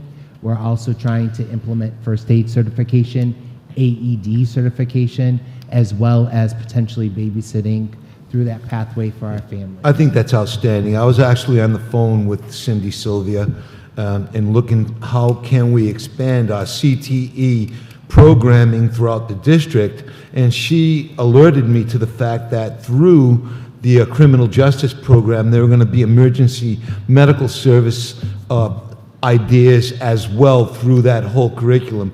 I was thrilled to hear that because that's just a great way for our kids to continue to learn and develop some hardcore skills for future careers. Yeah. I think that's just incredibly important. So that's really good. I'm happy to hear that. I'm sorry about the loss of that student. I had the opportunity to meet that young man's sister, and I just asked her just this morning, how's the family doing? And she claims that everybody's really okay. You know, it was tragic, their loss, but everybody's pulling together. They're very spiritual, and they're pulling together, and they're making it. I have one last question. So, as a retired adjustment counselor, I'm always concerned about social groups in schools, and I'm not just concerned about lunch bunches. Lunch bunches are cute, but I want to know, are there really serious social groupings going on? So we utilize the various SEL screeners, including Satchel, and we form groups from that. So that is something that we've never had before. That's happening under the support of our school counselors. So we are not running just empowerment groups that are meeting 20 minutes. We have large groups of students that are about 10 students to some smaller groups that are meeting during the Unified Arts Times that our school adjustment counselors are overseeing. And Thank that's something that's great for our school. I hope it that we stays didn't have. robust. And Just- that's been under the support of Dr. Bronhard, is truly all of the work around advisory and the Satchel supports and the screeners. I think it really has taken on a new perspective, and I can't thank that enough. That's really good. Get those kids doing beats, too. Yeah. And Tom, if I can just go back to your previous comment, I was out of the district for 7 years. Yes. I was able to go back to my hometown to lead and give back, but I missed the district. I'm so glad you're back. I missed it. Really, that's why I asked. I wanted to make sure, you know, but I'm just so glad to see you back. Thank you. I yield. Ms. Larrabee? So, quickly, I did go back and reference the budget binder, and it says you're budgeted for 4, but there's 1 open position. Is that accurate? For what? Sorry, SEL liaisons. I apologize. It's budgeted for 4, and I did fill that one. I had a resignation earlier this school year, Okay, and that so this was is- filled. okay. So it is, all right, all so- of those positions are filled. Perfect. So how are you using the 4th? You have 3, 1 for each grade, and So- then the extra, how are you using it? Yeah, so if you think about it, our model is a school within a school. So I have an assistant principal with a school adjustment counselor and an SEL liaison, 1 for each grade. Okay. So there's where the 3 is. I have a school adjustment counselor and I have an SEL liaison that help in my sub-separates. So all of my Stride and also my RISE programs that I have. And our RISE programs are new to us, so they are the key point people, in addition with special ed support and our cluster coordinator and our BCBA to support our sub-separates. Thank you. I yield. Thank you. Nick, I got a couple of quick questions. You just described your team. Do they move with that grade, or is your 6th grade stationary? It goes 6, 7, 8, rotate back? No, we've gone to a rotating model. I think that they learn to work very closely with our students and families, just like our SEL liaisons loop with our students as well, so they have a key point person. Okay, and your targeting of kids for those SEL groups. Is Yes. there a focus on school and community violence prevention in certain groups that you've brought these kids together to work on that specifically, and another, or part of that, coping skills? That's what I'm looking for. Yeah, we do, I have to say, the support that we have from our, I'm drawing a blank. Tom dated me back at Tansy. It was the piece of our court diversion program. Youth Court, thank you. Youth Court. We work with Youth Court so closely, and they are running groups on weekends. They're running after-school community service. Their mentors also come in to work with our kids as well. So we have had a great partnership with Youth Court. My assistant principals also have gone, and they are the lawyers. They volunteer their time as well. And so that has done a number of support for our students and families around crime, court aversion programs, as well as issues when it comes to drugs, as well as gangs and such. Okay. How many kids we talking? I don't have the exact number That's okay. offhand. I would say roughly around 15 to 20 kids. I have nothing further. Oh, Mr. Dias? Thank you. Going quickly back to the talk of the interventionalists, I see here that one of the interventionalist positions was converted to the criminal justice position. Yeah. Well, can you just briefly explain the rationale behind that again? So when we think of unified arts, so unified arts are the opportunities when students are going into elective classes. And we do not have, I think, a plethora of offering for our students. And so when we look at unified arts and pathways, we're trying to grow exposure for our students. So that's why we wanted to go into the criminal justice, like I had said, with the loss of our student, to be able to bring in the certification of CPR, first aid, AED, and also to support that K-12 trajectory for the CVTE program that's at Durfee. That position works with students. They'll have a full caseload. And this is it's not a required class, it's an elective? It's an elective. Thank you. Okay. Thank you, Mr. Bretz. Thank you. Next up is the Talbot Middle School. I'm assuming we have questions for Talbot, too? Does anybody have any questions for Talbot? Just a Mr. comment, Aguirre? not a question. When I look at this, I don't see Talbot's name on anything. Operating transfers, up, down, nothing, so they want nothing new. I'm assuming that everything's great, and we're in the 7th percent accountability. So I guess my only comment is that they don't need anything. You can either yes or no or whatever you want. That's correct. We didn't ask for anything additional, sir. So I would assume everything's going great there. Okay. Everybody concur? Yeah, I mean, I think there's a difference between, I mean, I don't think anybody really at any of our schools feels as if everything is perfect and everything is just going great. But I do think that people feel as if the structures that they have in place are the structures that are going to help them move forward. And so if, you know, Talbot over the past, you know, few years has, you know, the previous leadership team made some changes, added positions and things like that. And we're looking at, across the schools, really just strengthening the you know, using the existing structures for the most part, and really strengthening the productivity within the structure. Because changing a structure, adding positions, isn't necessarily going to be the thing that makes a difference. We've added 500 positions or more, you know, over the course of 3 years, and they're, you know, you get to a point where you say, like, okay, we've added all of these positions, now we're going to, you know, make better use of them. And so I don't think, I think that's what was communicated by most of the leadership teams. You know, when principals came in to sit down, it was about, nope, I think we can do it with this, and, you know, either ask for nothing or look to convert something that they thought potentially would strengthen that structure. Yeah, and in my opinion, I'm just looking for, you're saying everything's in place, we got the positions, the principal comes in, says everything's good, so we're expecting good results, and you're happy with it. Where we're at right now. That's all I'm saying. So, It's not that. I mean, we met with I shared with you what, and you have all the presentations and the preparation that went in. People took a look at, you know, their current context. You know, we discussed the student data. We discussed all of the structures that were in place, staffing-wise, programmatically.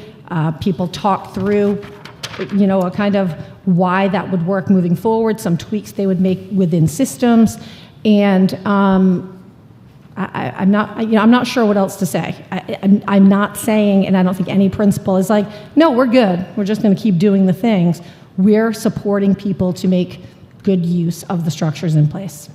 So with the budget that we created, we expect good results to come I do. from that. That's all. That's all I'm saying. Is that you're saying we got enough structure. We made some changes. We made additions in the past. I voted for most of those. I just think at some point we got to get results. And you're saying that the structure's in place to get the results, so time will tell. Thank you. Okay. I yield. Okay. Anything further, Mr. Dias? Thank you, Mr. Collins. two questions on two line items in the budget. If you can go into the teacher and admin stipends and what those are for. I'm sorry? The teacher stipends and the admin stipends. That's for extended day, Mr. Dias? Repeat that, I'm sorry. That's for extended day. Talbot has 30 minutes more on the day. In the admin stipends are used for that as well? Yes. To cover, okay, I yield. Anything further for Talbot? Mr. Corey? We're talking to Talbot now, right? Yeah. So could you give me a lowdown on what music looks like and music in the arts right now at Talbot? Yeah, I would say I would use the word maturing. The class sizes aren't as large as the other schoolhouses, but it is definitely staffed with some really great folks who want to do good work in the arts. You know, I value the arts as well as not only a teacher, but a leader. And so we want to encourage our kiddos to be in those sections and to take those. We do have itinerant folk that come in and teach the band and the orchestra, but I do have in-house 2 music teachers. We all know that music and the arts help to level the playing field as far as academics and intellectual growth is concerned. It's incredibly important. And I know Talbot's dealing with a very challenging demographic within our city limits, you know, so I just hope that it's like really good. What about social skills groupings? Is there active social skills groupings going on? So, like my former colleagues that just, the colleagues that came up before me, they stated to you both positions, the SEL position and the SAC position, are both utilizing groups on a regular basis. We do have boys group that meets with one SEL. We have kids that are meeting based upon, just like Dr. Betancourt said from Morton, based on the satchel screeners and the different screeners that we're utilizing with that SAC population. There are lots of different groups that are happening. We also bring in outside people as well that do lunchtime tutorings and things throughout the day through our TRIO services, which is a new partnership, but something really great. So we have quite a few stakeholders that take part in those groups every day, every week.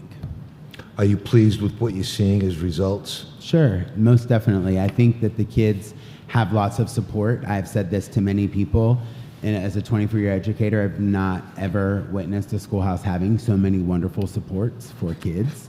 There are people in place for kids in positions that a lot of places people fight for, and so it's nice to have those allotted here. Okay, thanks. Ms. Larrabee? Hi, how are you? Hi, I'm fine, how are you? Good. So same questions, but the SEL liaisons, how you use them, how they're structured. You're budgeted for 4. You have 3 grades. How are you using your SEL liaisons? So one of my SELs supports our 2 subset programs of Reach and Stride, and the other 3 are per grade level, and they loop with the children from 6th through 8th grade. They oftentimes are the first person called, as you heard earlier, but the right hand and the left hand sometimes. And so that's really nice. They do operate groups throughout the week as well, but they also take part in our attendance every day and call folks and get information on terms of what's going on in terms of student attendance with kids. So they have caseloads there, as well as their grade level and or their program that they support daily. They have a great working relationship with their SAC because they're teamed with a SAC, and that's really nice to see. They're dynamic duos, to be very honest with you. Right. So it's similar to the Morton. I would where say it's a identical, SAC and an pretty SEL. much. Yeah. I'm pretty sure that's district-wide, right? SAC with an SEL. So, so you have 3 right now, right? I have 4, 3 in So- grade level and 1 Okay, that so that one, supports. it says empty again. Yeah, Okay. and 1 that supports One multiple. for the Yep. reach. Sure. Okay, appreciate it. Thank you very much. Anything further for Talbot? Oh, Mr. Bailey. I think this is just a question and a follow-up from what everyone's been asking. Looking at the budget, community facilitator, you have a vacancy there. Has it been an So I issue? actually do not. So when Okay. this was created, I have a new community facilitator. Awesome, great. Who's been with us for almost a month, going on a month. Okay. Good deal. That's it. I yield. I have one more question, Mr. Chairman. Mr. Corey? So a couple of years back, we put that beautiful basketball court outside the grounds on Talbot. How's that being utilized? So we do utilize it a lot of times. I've noticed for subset rewards, like kids that are breaking out into spaces and using it. It is not utilized by whole classrooms right now. Okay, thank you. And on Saturdays. Thank you. Okay, thank you, Talbot Middle School. Next up is the Robert L. Medeiros Resiliency Preparatory Academy. Any questions for the Robert Medeiros? Mr. Dias.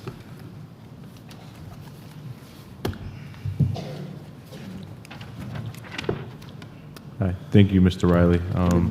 Just a few questions, and looking through a list of positions the committee received that unfortunately weren't prioritized for funding. However, there is some wiggle room here for the committee, and I just wanted to hear from you today. I understand there's two positions, the BCBA department head and the visual arts teacher that were denied. Am I correct in saying that? That were denied? Yes. That we requested. You never requested those positions? No, we requested a BCBA and a .5 music teacher.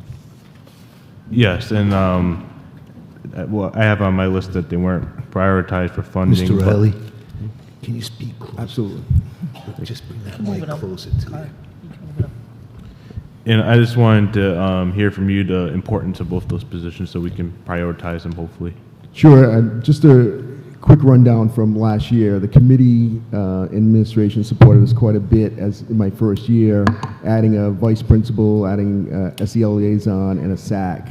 That allowed us to have go into this year on floors with 7, 8 on their own floor, 9, 10 on their own floor, and 11, 12 graders on their own floor. So we set up those mini teams, and it's worked quite well this year. I think one of the asks for last year was a BCBA, and it didn't get approved. I'm looking probably from a lens of a former special ed director and really realizing what that person can bring to our table. It doesn't support us to keep suspending kids for the same infractions and thinking it's going to get better, and all we're doing is turning kids out. When we talk about a BCBA, I look at board-certified behavior analyst to look at data, to support staff, and to make sure that not only kids are getting what they need, but staff's getting what they need, the feedback they need, how to set up point systems, how to give the support for our kids that haven't had it in other places because they've been in larger communities where we have a smaller one. So I come back to the table asking for the BCBA because I do think it's an important position. With the music position, we have a .5 music position right now. It's doing a wonderful job. Very much, like Morton has, is a very tech-savvy program where they're in electronic bands, they're creating raps, laying down tracks, and then third period he goes away. And he goes to Durfee and supports kids at Durfee. So we don't have those electives in the afternoon, and it really does affect us twofold. There's good things going on. We want to continue that.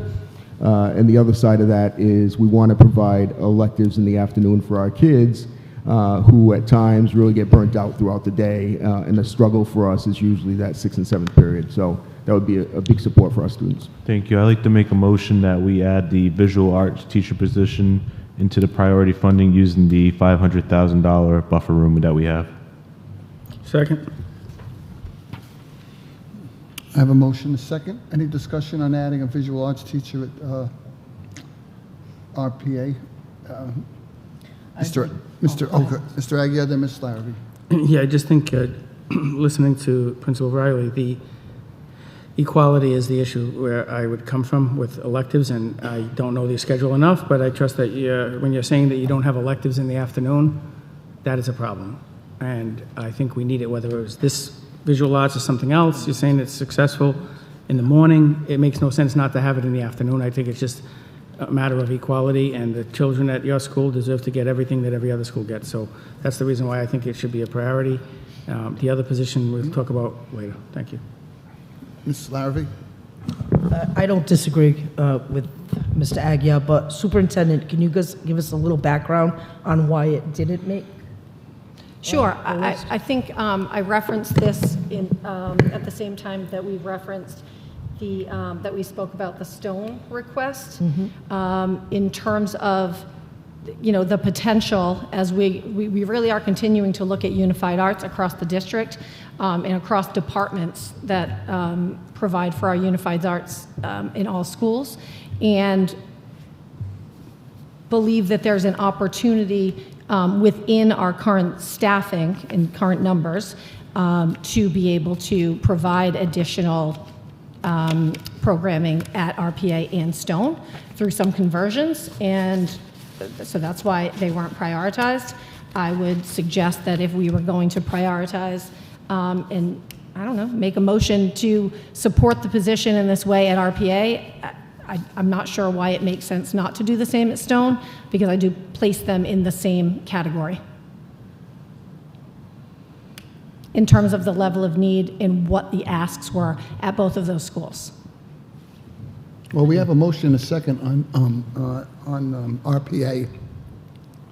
So why don't we call the roll on that? Mr. Mayor, can I ask a follow-up question? I was talking, but if you want to interrupt, that's okay. I apologize. Oh, thank you. But if you want to tell us you're going to do a conversion to put someone down at Stone and come back to us with that after, that's okay too. It depends on how your staffing goes. Is that okay? No, I know Okay. that there's a a vote to happen. So Yeah. that's fine. I just Okay. wanted to be able to Yeah, we'll do the vote on RPA. remind everyone that we discussed this. I talked about this when I talked about Stone. Mr. Dias. Superintendent, what position, or maybe I should ask this to Mr. Riley, what position would we want to convert into the visual arts if we were to convert a position to that? Yeah, I can answer that. I certainly took a look at across my staff. If you remember last year, I came into the position with about 13 empty positions not filled. We are fully staffed right now outside of, we lost a para. We're about to hire another one, so we're in really good shape on that end. We do have a family support specialist position where one of two in the whole district, the other one I believe is at Pace, not at a school. We do have a CF, a community facilitator, and we do have an engagement specialist. I think we're duplicating services, and I think we could move away from that position, and it would pretty much equal out where the music teacher would be. Go ahead. Yeah, and I would also suggest, we are aware that we have some, taking a look at schedules, again, throughout the year across schools, that there are some teachers who are underscheduled. And so I do think that there will be some room for conversions. I would say just in general, we have a different, like the enrollment, the population at RPA is such that we don't know for certain what the enrollment will be next year. So sometimes that just gets, it makes things more difficult in terms of planning ahead. And so I think we need to see how the enrollment shakes out at the school and what the programming will look like to determine whether or not the additional staff is needed or we could be converting. And I do think there is room for conversion, as I said, throughout the unified arts kind of departments across the district, and I think there's probably the potential to do that at RPA as well. Okay, Mr. Dias. Mr. Riley, out of those positions you just mentioned that could possibly be converted into this position, do you see any other uses for those conversions that you talked about with those different, the community facilitator and whatnot? I think all the positions are important. What I did look at is what do they do day in and day out when I got there? What do we have them do now?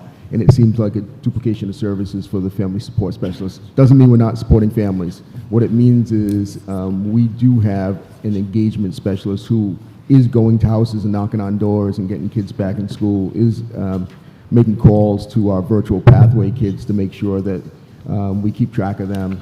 Our community facilitator is very similar to a lot of the schools right now that is making sure that we kind of have the breadth of what's going on in the community and supporting our families within that community. So I just would say with that position, it's a duplication of services. No, I appreciate that. And I also know the position wasn't something that you thought of or wasn't thought about at all. It wouldn't be on this list as well. So we'll take a vote on it. Thank you, Mr. Riley. I would just say, not to add too much more, but I just think we looked at this as a 3 to 5 year turnaround over there. I take real great pride in our kids, number one, but in that facilities, we wouldn't be where we were with any of this without school committee, the administration, but without buildings and grounds, without maintenance, without getting a new room out front. Like, it is starting to change and kids are feeling better about it because of those things are happening, but it's not because you hired a fantastic principal. You did that, by the way, but that's not the reason. The reason is a lot of people coming together, support the kids in that school, and you can see the difference already because of it. Thank you. Any further discussion on the motion? Mr. Corey? So I do see some of those good changes happening there at RPA, and it's continually a work in progress. And I really hope that our central office continues to really laser focus on the needs of RPA because our kids need it. I recently heard a really good review on the virtual learning program going on there. Mr. Chairman, can we just take the vote, and then Mr. Corey can speak? This isn't. I thought he was talking to the motion, Mr. Aguirre. No, I think he's talking about something else. Go ahead, we'll take the vote. No, The we're vote is- we're on the Let's take the motion, vote. Mr. Let's take the vote, and then let me continue. Yeah, of course. My question, okay, go ahead. It's like- Thank you, Mr. Aguirre. Deb, please call the roll. Mr. Aguirre? Yes. Mr. Bailey? Yes. Mr. Dias? Yes. Mr. Corey? Yes. Ms. Larrabee? Yes. Ms. Pereira? Mayor Coogan? Yes. And now, Mr. Corey, go ahead. So I just recently heard some good reviews on the virtual learning program. Could you reiterate? Yeah, I think we're getting some pretty good results. Attendance is up. I would say up is the key word too, right? Like, we got to take our wins where we take them. So some kids are at 90%. They're killing it. They're doing right where they're supposed to be. Ingenuity tracks the progress for us, so we know where kids are every given minute, every single day. But some of the wins are kids who weren't showing up to school at all, and now they're at 40% of progress. That's still a win. That's what I'm hearing. And so we're getting some of those things that are somewhat expected, but some were kind of wins that were slightly unexpected. And I think we're growing and feeling some bumps along the way, but staff's all in. Dr. Barnhart and I meet weekly with our admin team to make sure that's happening. We met this morning, and we're feeling pretty good about where we are with both that, and not to bring up a whole other subject, but the start of our culinary department as a pathway as well. So those two things happening, again, give kids a lot more options than they had before, and we're feeling success. Let me give you my condolences over the recent happenings that just happened. And unfortunately, it just seems like, you know, our population that you have to serve at RPA. We had an incident last year that was tragic, and we just had an incident this past weekend that was tragic. I'm so sorry. I extend my condolences to the family and friends and everybody that's been affected by this, or should I say, disaffected by this. So it just begs the question, as far as social skills grouping at the school, could you just give me a picture of what's going on? Sure. And those two tragedies were 1 year and 1 day apart. So really just a tough time of year for us at RPA. Yeah, we have three SELs, one behavior interventionist. The third SEL is actually on a grant that we were able to get through the SEL department that paid for that SEL and also paid for trauma-informed decision-making. And so we've been able to set up sensory rooms on every single floor with that. It goes back to my BCBA piece, like, we got some things in place now. We really want to hit the ground running with that piece too. But we feel like we're a small enough community that with an SEL on each floor or a behavior interventionist, that we are getting to the kids the second they step out of the classroom and have a need. We're seeing them in the hallway. We've converted the hallways, if you've been over, to see that it's not a whole full square anymore. We're using 2 hallways, so on the high school floor, the vice principals is on one end and I'm on the other. They're all academic classes are between us. We're just getting to kids a little quicker than we were last year, and we can feel the difference. It doesn't mean that we're still not having behavior issues, that kids still have needs. We're following up with those needs. We are following curriculum, satchel curriculum during our advisory time each day. And one of the keys that happened before I got there that we continue is the Wednesday afternoon meetings with the entire staff to be able to run them through PD, be it academic, social, emotional, It is quality time for us to get together and try to meet the kids' needs. Sometimes we just have a SOC meeting, is what we call a SOC, a student of concern, and we sit down with individual students and say, what happened that week that had us have a concern, and how do we meet that need for them? I would also say, not to get away from SEL, but the academic focus this year has been much greater. We had a department head of English last year. We hired her to be our vice principal and didn't fill that position for the year. This year we split the position. Marielle and I have had a great relationship with splitting these two individuals who are doing great work, meeting with staff on a daily basis, making sure they're performing PD for us on those Wednesdays. What was the mood like yesterday and today with the kids in school? It's an interesting one. I don't want to get too deep into that, but I would say that both tragedies, the individual who lost his life this year was not known by a lot of our kids, just the individual that alleged to do it. So a little different than last year. Don't forget, we came into the weekend after that, had that day, we met kids where they were, attendance was pretty regular for us, and then at 2 o'clock, a house caught on fire across the street from us. And so we got into a different mode altogether of emergency. So it was a different day. Quite different, yeah. Yeah, it was a different day, but I think the kids that, because we had all those meetings I just talked about, we knew which kids would be most affected. We made sure those kids were pulled right in the morning. We made sure that if they had a need, we met it, whatever that was. If it's just leaving class 5 minutes early or just sitting down with a school adjustment counselor, that was done throughout the day. And I feel like we met them where they were. We don't have all the answers or all the problem-solving ability on everything, especially in tragedy, but I think we were there for our kids when it counted. Thank you. Thank you for that. I yield. Mr. Bailey, go first. Go ahead. No, I just had a question, and I'm just echoing what Mr. Corey said about just sending my condolences to the family, because I do know both boys and had an opportunity to work with them. My question was just around support with RPA. Do you get to work with any outside organizations that get to come in? And I think this is a question I need to ask to all of the schools, because I think we need to realize that it's more connected than we know. Work with a lot of the youth in the city, and a lot of them are sharing the same sentiment. Because there was a tragedy. I think it was a major event that actually affects more of our students than we know. So, and it's a question I think I need to really ask all the principals. Is there any type of outside organizations or community partners that work with you guys when it comes to these events? Because I do think it's important, because it should be a handoff service. I think specific to the event like this, my first call as superintendent, we had a conversation.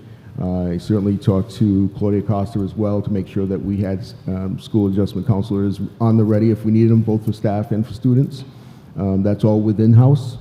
I think some of the work that we do on a regular basis, either with the city through Christian McCluskey, which is Shannon Grant, to make sure we're meeting kids' needs proactively, is a big support. We have a great partnership in the United Way. We've got the Teacher's Closet to support teachers. I think there's a lot of that that goes on throughout the year, but usually in events like this, I go to central administration and make sure that everything's in place. They're ready to support me at any given time. Tracy was there first thing in the morning. Claudia came for the day. We met every need that was in front of us in that situation. When, I know you didn't ask this, but when the fire hit all of a sudden, we did something totally different. Ken came over, we called Deb, we got transportation in the back. We did a whole different emergency route. And the people within the district were tremendously supportive. Awesome. And is there anything you need as far as that goes? And I don't solely put that on the schools, because obviously you have your things that you worry about, but any type of resources you need as a principal, because you do have a tough population, right? And it's a tough job and it's needed. Yeah, I think the community is robust in what they can offer, and I think those organizations are out there when needed. For me at the school, I really am trying to do this methodically. I came in last year, try to establish myself, really look at what's needed. Again, with support, school committee and central office, we started 2 pathways. Culinary's up and running. We made some moves that kids could be proud of right away, and we're just now year 3 looking at what do we do next? What's the thing that next that'll bring us over that next hump? We have some wonderful kids in that building, like really tremendous kids, and they're finding success where they couldn't find success, not because of the fault of the school, but the size of the school in a lot of cases. So we provide that small, unique community for them. I think we're staffed pretty well for that right now. We know there's fluidity in how many kids we're going to have at the start of the year and at the end of the year and somewhere in between. I do think that communication is fantastic with principals. They'll call me and say, hey, I'm worried about X, Y, and Z kid. We're going to give them a few more weeks, but we might need to talk again. Any suggestions? These are the interventions we've done. We have those conversations behind the scenes. I think they work out really well. So I feel very connected to the other principals, both at the high school, Stone, and at the middle schools. Thank you. You're welcome. I got a question. Same question I asked Mr. Britz. Do you have groups talking about school and community violence, teaching the kids scope in schools? Do the SELs run those groups? Who runs the groups? Yeah, generally SELs or SACs run those groups. So we do during advisory, we do the Satchel program that incorporates some of that work, but we also do groups throughout the day. Do you target your groups for specific kids that need specific supports? Yeah, we do. And I would say in our school, honestly, lunch bunch is really important. I went through last year with 5 individuals that really just needed to sit down with me and get away from everybody else and have a real fun conversation, and it worked for them. Didn't mean they didn't need other things, but we definitely target groups, male, female. Mr. Corey had come in last year to do a male group for us for a few weeks, and kids were very responsive to that. It depends where we are at the particular moment and what we can provide for kids. Okay. So, thank you. you're welcome.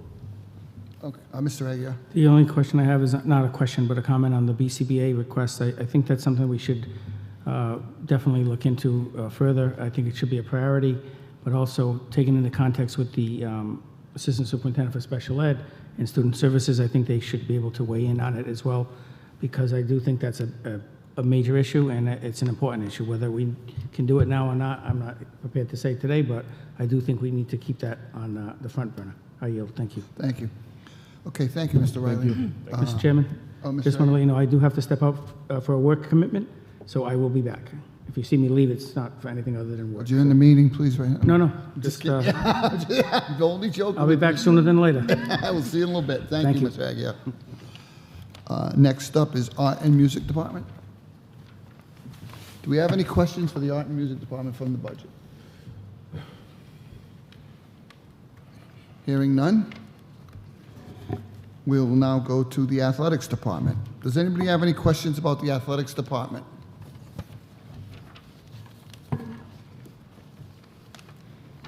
Athletics, thank you. Curriculum. Do we have any questions for the Curriculum Department?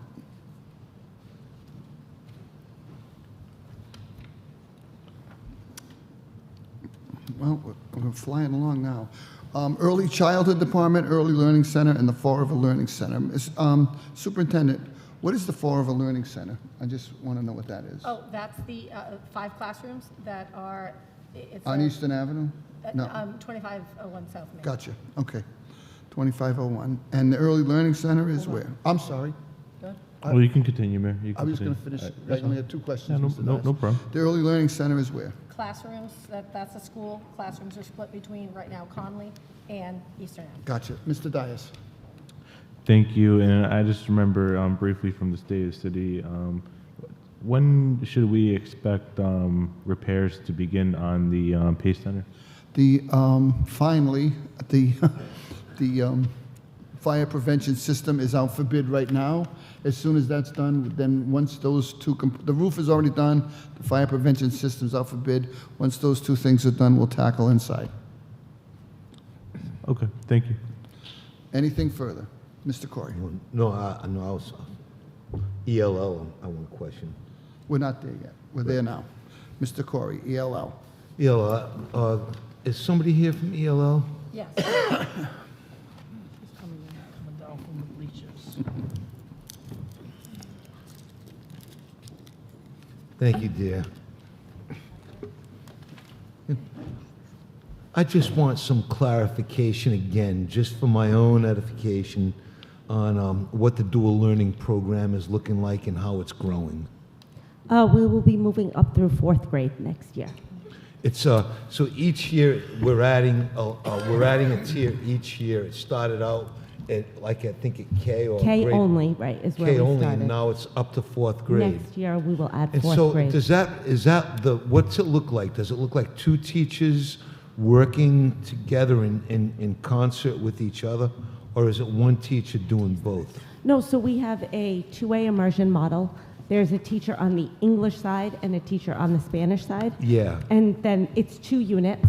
So there's 2 classes in K, 2 classes in 1st grade, and so on and so forth. That's great. I know that the focus is in Spanish. Are there any other languages being touted or looked at or anything like that? We do not currently offer any programs outside of Spanish. It's just Spanish. Thank you. That clarifies it for me. I'm all set. Okay. Thank you, guys. I'm happy to see that program growing like it is. I went to the early meetings for the inception of the program, and when we appropriate something like that, we like to see the growth and development to it. So thank you very We're much. very proud of it, and we thank you for your support. Thank you very much. Facilities and operations. We have our first category is administration. Any questions for administrations of facilities and operations? Hearing none, we'll go to campus services. Questions on campus services? Okay. One by one, custodial services. Mr. Dias. Thank Mr. you. Pacheco. I have my questions kind of lined up differently, so if this isn't custodial services, just direct me when I should ask the question. What are they on, Mr. Dias? I'll put it under that category for you. Sure. So I just had a question on a couple of the line items, the contracted services line item, the other supplies line item, and the admin contractual services and operations contingency line item. Okay. I don't see those, but we might as well hit them now. Go ahead, Mr. Dias. Thank you. I'll start with the admin contractual services and operations. What's that line item supposed to be used for? Mr. Dias. Hello? Mr. Dias, I think you had those superintendent pieces, if I'm not It mistaken. was part of the 100-page. Okay. It wasn't part of the 100-page, no, it was part of, it was answered during the, on the email, where you outlined those items. Oh, no, I'm sorry. I'm sorry. I'm returning. So that was just in preparation Oh, okay. for the questions in Okay. case they were asked tonight. So that, I did not share the document with Mr. Dias. Sorry about that. That's good. If you don't mind sharing it, I wouldn't. I'd like to see it. I can, let me dig up that information. Yeah, I'm happy to share it. Thank you.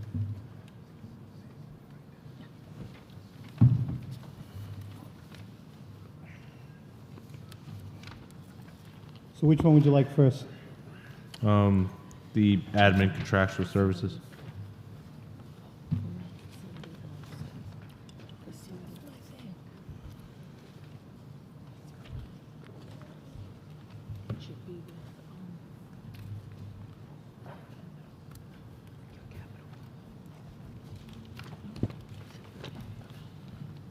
So that item is the contingency line item as a reserve in case we have some expenses that pop up unforeseen.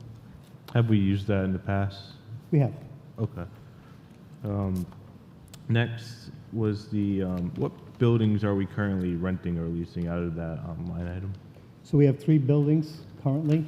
1822 North Main Street, which is a distribution warehouse. 300 Northeastern Avenue, pre-K space, and 373 Ellsbury Street, which is Bishop Conley, and that's pre-K space. thank you. In terms of the budget, that's really all I have for today. If there's a document, I'll look at it after. If I have any follow-up, I'll be sure to ask. Thank you. Anything further for facilities and operations? Mr. Corey? Not so much as an inquiry, because I speak with Mr. Pacheco frequently, but I just wanted to make a general comment. And I see all your people are here in the room with you, and I just want to say, as one school committee member, how much I appreciate what you guys are doing to keep our buildings and our grounds and our facilities up to snuff. It's a big job. There's a lot of ins and outs. There's a lot of gray area. You guys are working your hearts out, and this school committee man recognizes that. And I want to especially praise your director, Ken Pacheco, because he's working his heart out to keep the whole operations going. With that, show you all my appreciation. Thank you. I yield. Mr. Dias? Thank you. One last line of questions regards to the water sewer, stormwater CSO line item. Yes. How much is that broken up into, so for water, sewer, and the stormwater fee?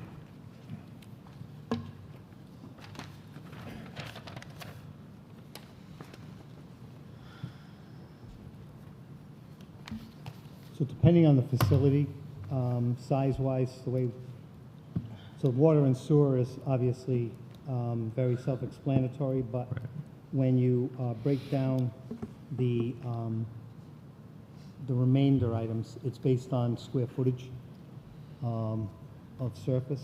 Right. That is how every individual's house is broken down, but it's also the same way with the schools are. Bigger piece of property, bigger surface, and depending on how much of that is pervious or non-pervious, it'll depend on what that fee is.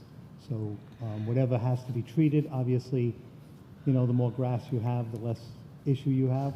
The more hard surfaces you have, that water has to be treated, and therefore the fee comes into play. Right. I was to the line item. I'll just rephrase the question. I think it was trying to look for it on the budget was around 500,000. Yes. Might be a little. Yes. So for water, that's for water, sewer, and the That's for stormwater. all of them. I guess I was looking for how much, like broken down. I don't have a breakdown because that would be all on each individual bill that we get. So we pay those bills quarterly. And on the individual bills, we'll tell you what piece relates to water, sewer, and CSO. But in total, it's about $500,000 for the year. Right. Do you have an estimate how much? What I'm really looking for is the stormwater. How much that? I'd have to go through every single bill to figure that out. Okay. So going into the stormwater, what is the requirement? How long have we been paying the stormwater fee for in the city since its inception? Pretty much, yes. When you say pretty much, was it originally we weren't paying the stormwater fee? When the stormwater fee came into effect, that's when all the departments across the city started being built. Right. Is there an ordinance that requires this, or it's just practice? It's been in place since it started. Right. I'm just trying to figure out, one, why the city, and I understand not blaming one administration or the other. I know this has been going back years and years now, but I'm just trying to see on ways we can save money and just trying to figure out why we're, like, what's the requirement that the city charge this district to, charge this fee to us? If I could, Mr. Dias? Sure. And when I was on the DPW side, the parks paid CSO. Yes. Cemeteries paid CSO. Everyone pays CSO. So if we don't pay our share of the CSO, then that's going to be passed on to the consumers. Someone's going to make up that dollar amount based on the overall budget of whether it be the sewer commission or on the water side. So we're paying our bill basically on what we use, and as far as the pervious and non-pervious surface, exactly the same thing. That dollar amount that we pay, that 300,000, 400, or 500,000, would just be passed on to each homeowner as an adjustment because the bill has to be paid. They're all enterprise funds, so they need to pay their own way. The city does not contribute to their funding. Thank you for that. I'm just, for this specifically the stormwater, I'm just, not all our properties get charged? So all our properties get charged, yes. All of the school department properties have a CSO fee. Why is that?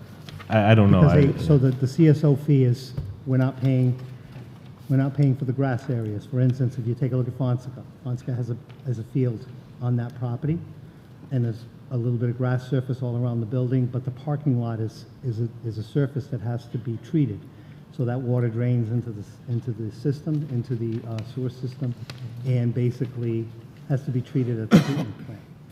That's the fee, that's the CSO. Right. It's being treated, it's going into the tunnel, to the CSO tunnel, and then treated at the water treatment plant. So with that being said, our properties differ. For instance, Durfee High School has a lot of surface that doesn't require a CSO fee, but the roofs in all our buildings require it. So parking lots, roofs, sidewalks, all hard surfaces are how they measure the CSO price per building, per site.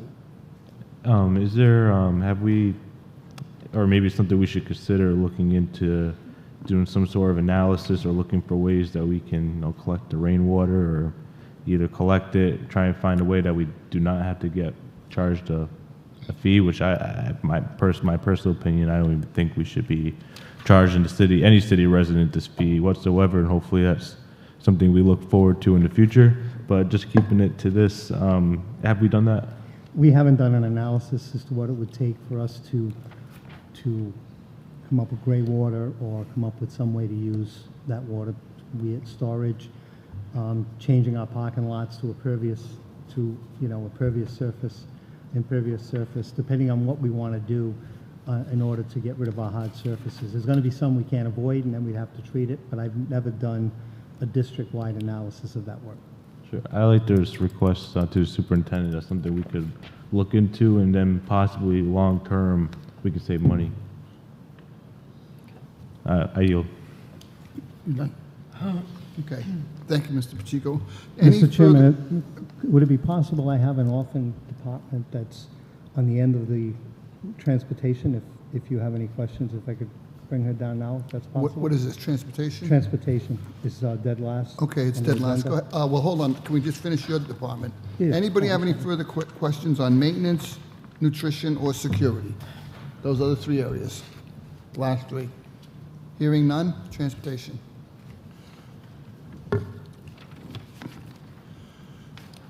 Transportation is last, and we're going to bring transportation up now because Mr. Mr. Dias on transportation. Thank you. No, thank you. So for transportation, and we've had this conversation, I believe at the last meeting, and it's been brought up a few times now. Do we have like a number, like a percentage on how much student transportation, and I understand it goes to the city and we're just reimbursement here, but trying to be good allies with the city with these transportation costs, how much would you say are covered through state aid?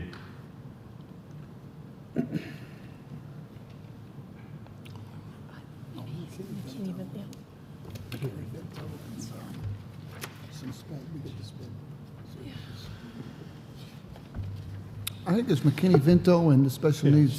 No, it is. I answered the question. I have it here. I just want to be able to just highlight, all right here. So in FY24, we received just under $1.4 million through McKinney-Vento and Foster Care Transportation.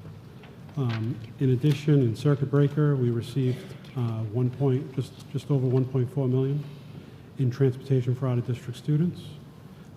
That, from a percentage standpoint for the McKinney-Vento and Foster Care, it works out to just under 72% of that transportation. And for Circuit Breaker, for the out-of-district tuition, it works out, the rate is about 57.756%. Now, that's not on the overall transportation, that's just specific to those pieces of transportation. So 57%, so you would agree that student transportation is not fully covered by the state in terms of state aid? Yes. Okay. I think we should help our city here, and something I've been pushing for, and I'd like to make a motion that this Fall River School Committee asks the City Council to file an unfunded mandate petition with the State Auditor's Office on student transportation so we can potentially recoup some of these funds, help the city out, help the mayor out, and help our schools out.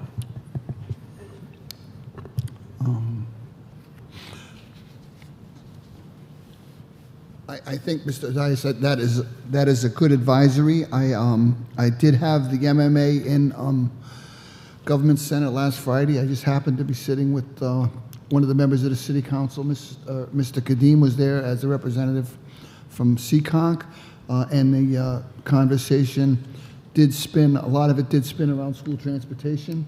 I believe there may be some movement this year on that, but obviously you and I can talk later.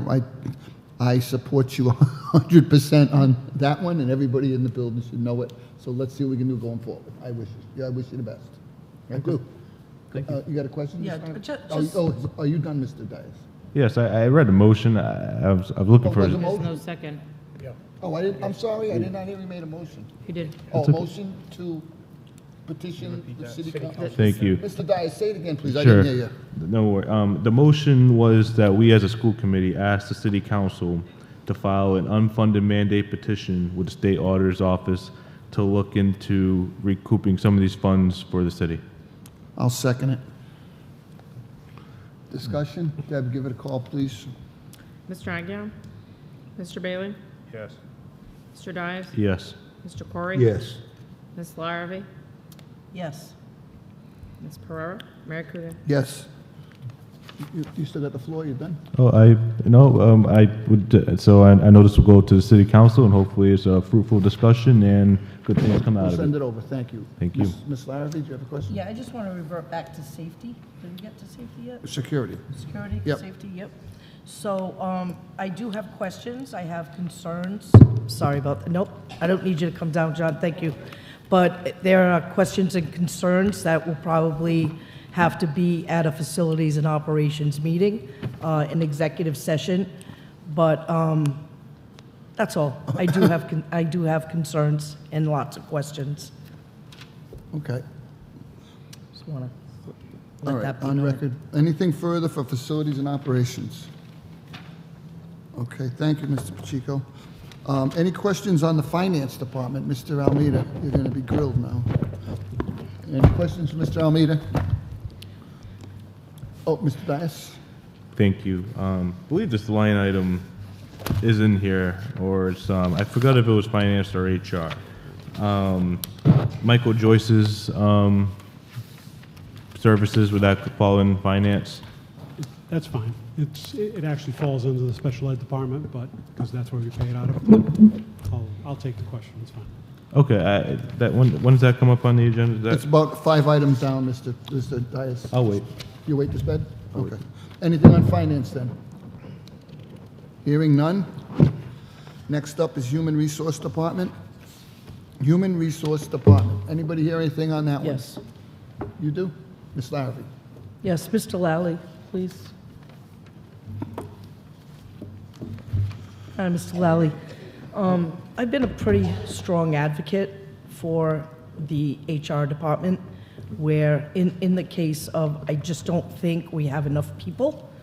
I just want to know your opinion on how you feel you are staffed, and if we can, if you think you need more staff, could you talk to me a little bit about that, please? Yeah. So I think currently, as you see listed, it's my position, and then there's 5 other people in my department underneath me.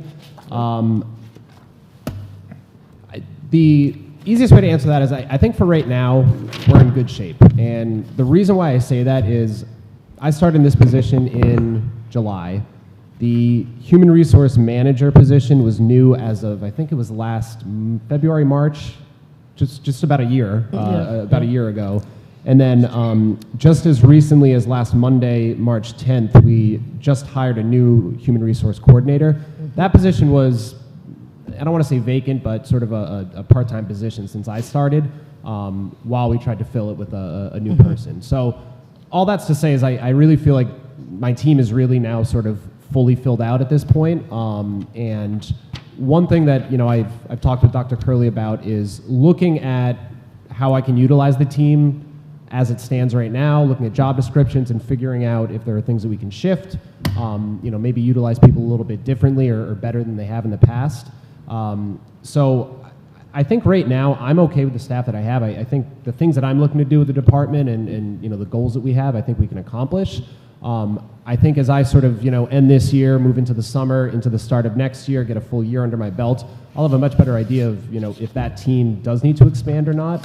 So, I mean, I could have a different answer for you a year from now, but I think right now we're looking pretty good. And I do have some ideas about how to kind of utilize my current staff a little bit differently than they have in the past. So you just think you need some time Yes. to shift things around? Yep. Try to use them a little differently, change some job descriptions, and we'll see how we are when? Like I said, I think, you know, next budget season, you know, a year Mhm. from now, I'll have a better idea of, you know, if I feel like we could really utilize or use additional positions. Yeah. I mean, I just have some strong feelings. I've done a little research on HR departments, you know, Brockton and New Bedford, and they're just quite larger. Yeah. You know, and sometimes it just gives me reasons to pause and, like, you know, try to understand why we are, and I don't want to say short-staffed. I just want to say smaller. You know, but if you say you trust what you're doing right now, then I'm going to trust you. But at any time, please come to that, just like anybody in the audience right now, just come to the, obviously to the superintendent and let us know. And speaking to that, I think too, you know, for this budget process specifically this year, part of, you know, my biggest task this year was understanding the district, understanding the department, you know, figuring out kind of where we're at, what our baseline is. I think as I'm doing that, you know, in this sort of calendar year that I've been working here, I didn't feel like it was appropriate to say 7-8 months in, I think we need to add, you know, all these positions. I think the important work to do that first year is sort of assess where you're at, and then again, sort of thinking, you know, into the budget cycle next year. At that point, I'll have a pretty good idea. I mean, I have a pretty good understanding of the department, kind of where we need to go, but I didn't feel like it would be proper at this point to sort of advocate for more positions until I really had, you know, kind of full year under my belt, full school year, started the school year, ended the school year, full hiring season to kind of see where we're at. Okay, I appreciate that. Thank you. I yield. Mr. Bailey, then Mr. Corey, then Mr. Dias. I was just going to, just to piggyback on some of the things that Ms. Larrabee was saying, and the question was just going to be asked around recruitment and what that looks like, and you know, what are we doing as far as that goes? And I just want to touch on what you just said, as far as you being new in the position. And I'm speaking for myself, and I'm pretty sure a ton of people on the stage feel the same way. During the budget season, just ask if you need it, because I do think that it would be unfair if we didn't provide you what you needed to be successful, for one, but for two, if you're understaffed and you can't do the job, that wouldn't be right for us to come forth to you and ask for something that you can't deliver, right? Also, it's no secret that across the state, across the country right now, it's tough to recruit in education, right? It's a problem everywhere we go. So I just wanted to tell you, you just have to ask. And second, the question was, are we doing something different for recruitment practices? What are we doing? And are you confident that you have the staff to recruit more people to come to the district? Yeah, so I mean, recruitment's a big piece. I think the fact that we just recently came to an agreement with the teachers union is going to be huge, sort of highlighting those contract changes, updated salaries, all of those I think are big recruitment pieces for all of our open positions. One idea that I did have, as I mentioned, we did get a new HR coordinator that started just last Monday. That's one of those positions that I think historically didn't really do a whole lot of recruitment. I'm kind of looking at reworking that to do much more recruitment. I think the person that we got in there, you know, the skills are there, and I think it's just a matter of maybe reworking that position a little bit. But I know that Dr. Curley and I have had conversations about, you know, potentially utilizing, I know that we have a contract with a PR firm, if that's still in place, you know, utilizing them for recruitment purposes and kind of advertising. We are in the process of setting up our career fair, job fair, an internal one that we're going to house on May 3rd. I'm going to be attending the Bridgewater State Job Fair as well, and I'm looking at a couple others for this spring. So trying to get the word out there as best as possible, and then couple that with some packages about why people should come work in Fall River. I think those are the important pieces. Mr. Corey, and then Mr. Davis. And so, yeah, I was very concerned about much of the same thing, recruitment. I'm wondering if we have an incubator in place to try to rally some people within our own district or in surrounding areas, to become school teachers or future staff members of our school department. I'm concerned about that, and if we could create a stream, sort of and what's our relationship like with the local colleges and universities? Great point, and I'm glad that you brought that up. We actually have a meeting coming up internally, and Brian Raposo is going to be hopping on because he can speak to this as well. I think the meeting is 25th or 31st of this month, within the next 2 weeks, to talk about a Grow Your Own program here in the district, which essentially just what you were talking about. Figuring out who we have in district that would be good candidates to sort of move into teaching positions, Yes. figure out what they need to get there, and then provide that support. Coupled with that, we definitely have partnerships with UMass Dartmouth. I've made some connections with Bridgewater State, but I think we're a better partner with UMD right now.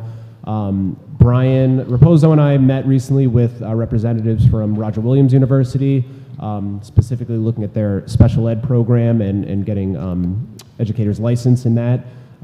So I think that one is something that we're looking to really ramp up and get going because, like you said, I think we're seeing a lack of people out there. It's not just about the recruitment piece, but if you have a small pool of candidates, it doesn't matter how good your recruitment is going to be. If that pool is, minuscule, it's going to be tough to pull from. So figuring out ways that we can really build up our own people is going to be important. So, Mr. Lally, post-COVID, I'm speaking now strictly post-COVID, and with the national teacher shortage going on, are we accepting a lot of people with life experience? I think, yeah. Anything and everything that we I don't can see get. anything wrong with it. You Yeah. know, I just wanted to get a read on it. Yeah, and since I've been here, we certainly bring in people and work with them and getting either emergency licenses or waivers to be able to teach, for the year, and then working with them throughout the year, moving towards that full licensure. So I think those are the people that you're talking about. Somebody that comes from an industry where hey, we just might need to get some of that pedagogy and teaching background built up, but your work job experience, the thing that you've been doing for 20 years, translates to exactly what we're trying to teach in the classroom. Exactly. Yeah. And as far as PR is concerned, advertising, throughout the state, especially now that we do have a new teacher contract in place, which I think is a boon for us. It puts us on the map. I've always been fearful of the kids coming out of college, and the kids today coming out of college, they shop districts. They want to look for the highest wage. And I know that we were always at the bottom of the barrel, but I think that whole discussion has changed. And I'm really hopeful it is, because we really need to bring in a lot of talent to our district and keep it coming in. I hope you guys are laser focused on exactly that, to give our district a resurgence and top priority status, and give our district like a feeling of like, wow, man, we're doing it. Because I know that during COVID, everybody took a hit, and so we're trying to still dig out of that. So it's energy and re-energy. That's what I'm looking for. I hope you can keep bringing it. Absolutely. Brian, anything to add? Yeah, sure. So just to add a little bit, we have really been trying to continue to nurture relationships with universities right now at UMass Dartmouth, and they offer different things, right? So UMass Dartmouth, we have a partnership. Sorry, at UMass Dartmouth, we have a partnership with them where they offer some graduate degrees in STEM. They are a university that I think has been poised for people that are career changers, and they do some licensure support work on the side as well. I know they have work going on at Durfee High School. Yes, they do. To So help that's- teachers. exactly. That's a really tremendous. And that's a pretty strong cohort. That's a great program. I also want to name, at all levels of the organization, they've actually saved some spots for us for their year 2 of a doctorate in education cohort, and we actually have staff members in their first cohort and folks who are actively applying for their second cohort. So I think that's a retention strategy as well for. We have one of our own teachers teaching those cohorts. Yes. I think it's just Yep. tremendous. And then through Roger Williams, Mr. Farias, actually, Derek Farias initiated an initial conversation, and we're working with them now on a master's, potentially exploring a partnership around special education. And so they really want to craft something and support Fall River in some way. So we had an initial meeting there that we're going to move forward. And I just want to mention the Grow Your Own. I think this came up. We do have a meeting with a diverse group of folks there, different levels of the organization, actually including a parent as well, with this really mission of developing our own talent. I think we have a long-term vision around multiple pathways, as you suggested. So, you know, if someone's a paraprofessional, what's their path? If someone's an ISL, what's their path? But then also really tapping our most important resource, which is our kids. And so thinking about in high school, how are we really cultivating and growing that talent? So if I think about Durfee, that has over 700 students who are are bilingual, right, essentially, or English learners, there's a potential for all those folks entering a workforce that are bilingual. That's right? a whole pool. Right, and so I think about how to tap those existing folks and how do we create a structure so that there's a clear pathway, even let's say leaving high school, where we could eventually get some students to come back and teach here. So how do we stay connected with them and support that as a trajectory? Thank you. That was a great synopsis. I appreciate it. I yield. Mr. Dias. Thank you. So while we're speaking of recruitment, so 2 items I want to focus on. So that PR firm that we employ, that we've had conversations with before this committee, are we still in contract with them? So we signed a 2-year contract with them that expires October of 2025. We did have an opportunity coming out of the discussions that we had when a representative from the firm was here to take some questions and talk about the services that they provide to, you know, kind of admittedly on our end, you know, say we had not been using them in the way that we had originally intended, or maybe what the vision was. Some of that was tied to our, you know, we were doing a lot of work around the contract negotiations and felt that we hadn't really brought them into the fold. I have a meeting set up. I say all of that to say that we actually did kind of put a pause on the contract, and they allowed us to do that, to step away from the contract over the course of 5 months. We are re-engaging with them for 7 additional months beginning April 1st, so April through October. So in the second year of the contract, really only engaging with them over the course of 7 months and not 12, and really looking to tap into them around recruitment efforts, very specific to that. So part of their support is, you know, 6 to 8 press releases each month focused on different events and things in the district. But I had some preliminary conversations with them about what it would look like as we re-enter the contract to finish out the next 7 months. And so we're going to do that with an emphasis on recruitment.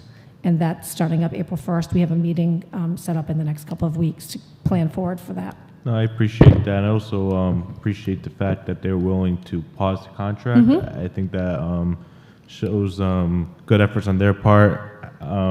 Yearly, how much is the contract over the threshold that would have to come before the school committee?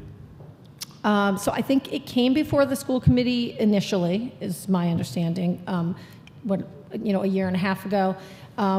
Moving forward, so it's about $2,000 a month to contract with them. And so we have $14,000 remaining in the contract through October. And what's the threshold for a contract to come before the committee? I think 25,000. So it would be 1,000 short of needing to come before the committee? No, it's only 14,000. Oh, you mean, yeah, I'm saying about, I think, again, I'm assuming it came before the committee first time around. I don't remember. But I know that we signed we have a 2-year contract, and moving forward from now through October, it's just over 14,000. Okay, and if we can maybe just verify that when it did come before the committee. I'm assuming it's before either of us were on the stage. Yeah. Okay. Yeah, if we could verify that, and if I could request, regardless of if there is an appetite to renew that contract in October, I believe the committee should, this should come before the committee so we can have some discussion on it, because PR is very important to this district, and it's something that we should definitely have a conversation on. So I'm just requesting whatever contract, if there is an extension, that it do come before the committee, regardless of any minimum threshold. I would appreciate that. Thank you. And secondly, on the human resources coordinator position, could you go through the details, the job description? Of the HR coordinator? Correct. Sure, let me pull it up.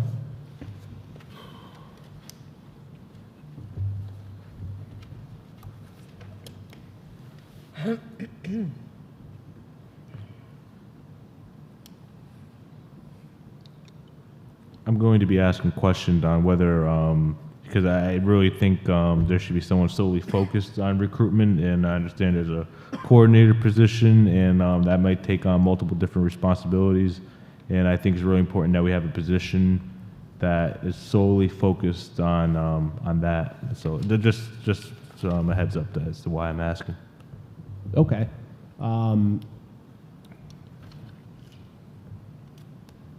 So, I mean, I would say a short answer as you're pulling up the job description is that it's not the sole purpose of that. So we don't currently have a position in the Human Resources Department whose sole function is recruitment. So that's the short answer for sure. But I do believe in that particular position, it is part of the job description. It is. So one of the performance responsibilities is coordinates resources for recruiting qualified staff, including posting, advertising, and hiring process for any vacancy through a variety of strategies and media. So that's something that, I think when I spoke earlier, I don't know how much this position previously was doing with that, so I'm looking to really expand that.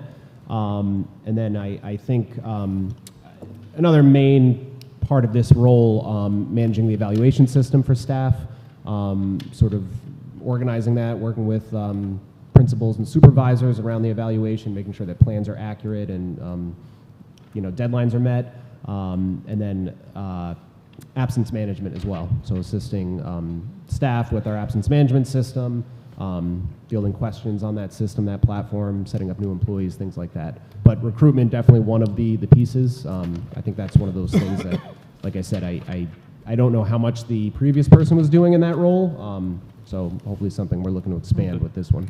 Yeah, I'll just ask if you notice that you really want to really expand this description. I don't know if you have to, description that would have to come before the committee to change. Just know as one member, if you need more support in regards to that, I'm willing to be of aid. Thank you. No problem. And speaking of the line items, the advertising recruitment line item to 50,000.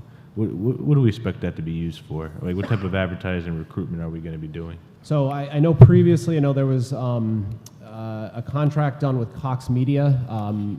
I think that was for between 10 and 15,000, roughly.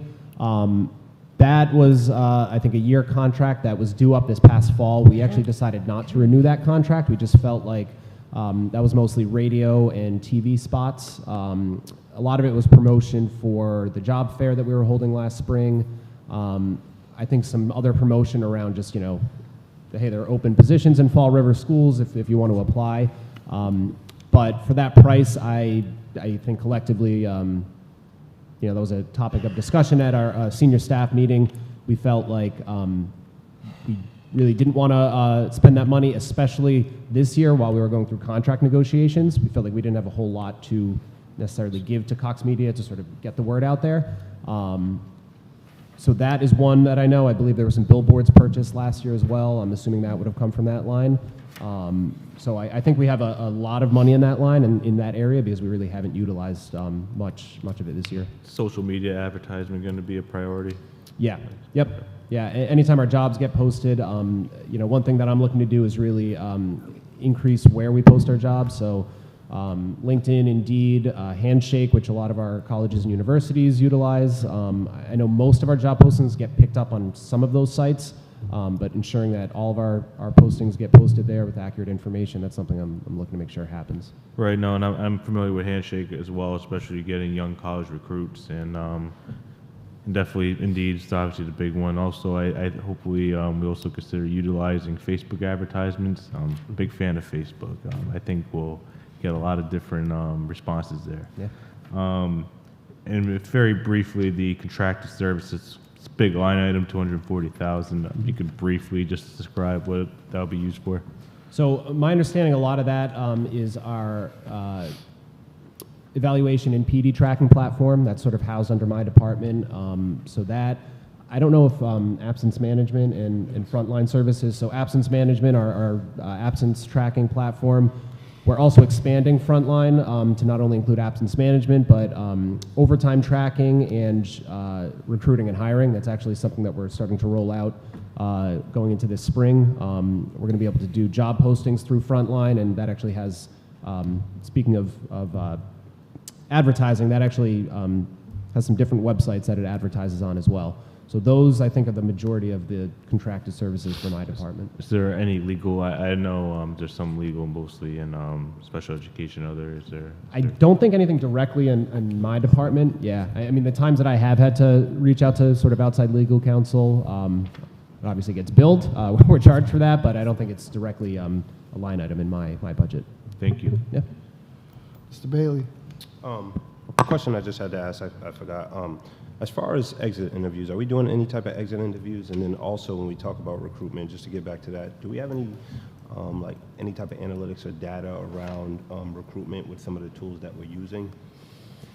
I'll answer the last question first. I'm not aware of any analytics around anything that we're currently utilizing. We can probably get some information in terms of how many views our job postings are getting on Talent Ed and things like that, but beyond that, how many views actually turn into applications or clicks or things like that, I'd probably have to reach out. So I'm not aware of any. What was your first question? It was exit interviews. Exit. Yes. Exit interviews. So that is something that I am looking to change, I guess. Right now what we do is we do offer an exit interview form for employees to fill out. It's not mandatory, it's just sort of a link that they get that they can answer some questions. I found that form to be pretty burdensome. I wouldn't be shocked if a lot of people look at it, start scrolling through and say, there's no way I'm going to answer this. I left this place. So I'm looking to streamline that a little bit. And then the other thing is we have done a few in-person exit interviews. That's only been at request. So I think it's important, if we are sticking with sort of a form, which I think is valuable, streamlining it so there's not as many questions and allowing an opportunity for someone to request an in-person interview if they so choose. So work in progress for sure. It's the pieces are in place, but I think we need to beef that up a little bit. Yeah, and I don't expect you to have those answers starting in July. That would be crazy. I just asked that because a lot of those things go hand in hand, right? Yep. And the amount of money we're spending on recruitment and everything, we should at least have some type of analytics or some data backing some of the things that we're talking about. But the PR piece as well, right? Because the goal is to attract people to the district. I know you have a lot on your plate. I commend you for the job you do, just like everyone else. It's a lot. I'll yield with that.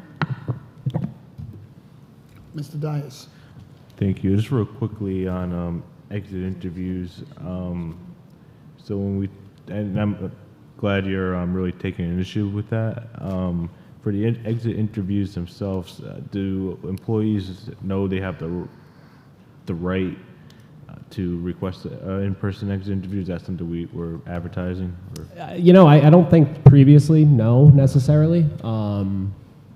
Like I said, the 2 or 3 that we've done, it's been, the employee has specifically reached out to either me or someone in my department saying, hey, I'd like to talk to somebody about, either my resignation or, whatever the case may be. But I think that's an important, piece to include moving forward, with our separation documents with people, at least giving them that opportunity to be heard and, hear their feedback about what they liked about the district, what they didn't like, and that's all valuable information for us to use moving forward. Is that done with like that employee's immediate supervisor, or is that done? I typically like to do that with my department. So Yeah, if I it's agree. not me directly, somebody else in my department, either HR manager, it could be one of my admin assistants, coordinator. I find oftentimes, if there's candid information that they want to share, sometimes the direct supervisor isn't the best to hear that. So sort of having someone that they don't know, sort of a quote unquote third party, and keeping that as confidential as we can, obviously, is important too. No, I agree. I agree with your sentiments. Thank you. Going to need another person for that. Okay. Anything further? That'll be next year's. All right. Next item up on the calendar is insurance. Insurance. I haven't, no, I don't have a question. I have insurance. So you need insurance. Anything on insurance? No. All right. The nursing department. Do we have anything on I do. nursing department? I Ms. do. Larrabee. Is she here? Yes. Yes. Mr. Mayor, did we skip music? Excuse me? No, we did art and music. No, we did art and music together. That's right. That's right. Remember? I said that at the beginning.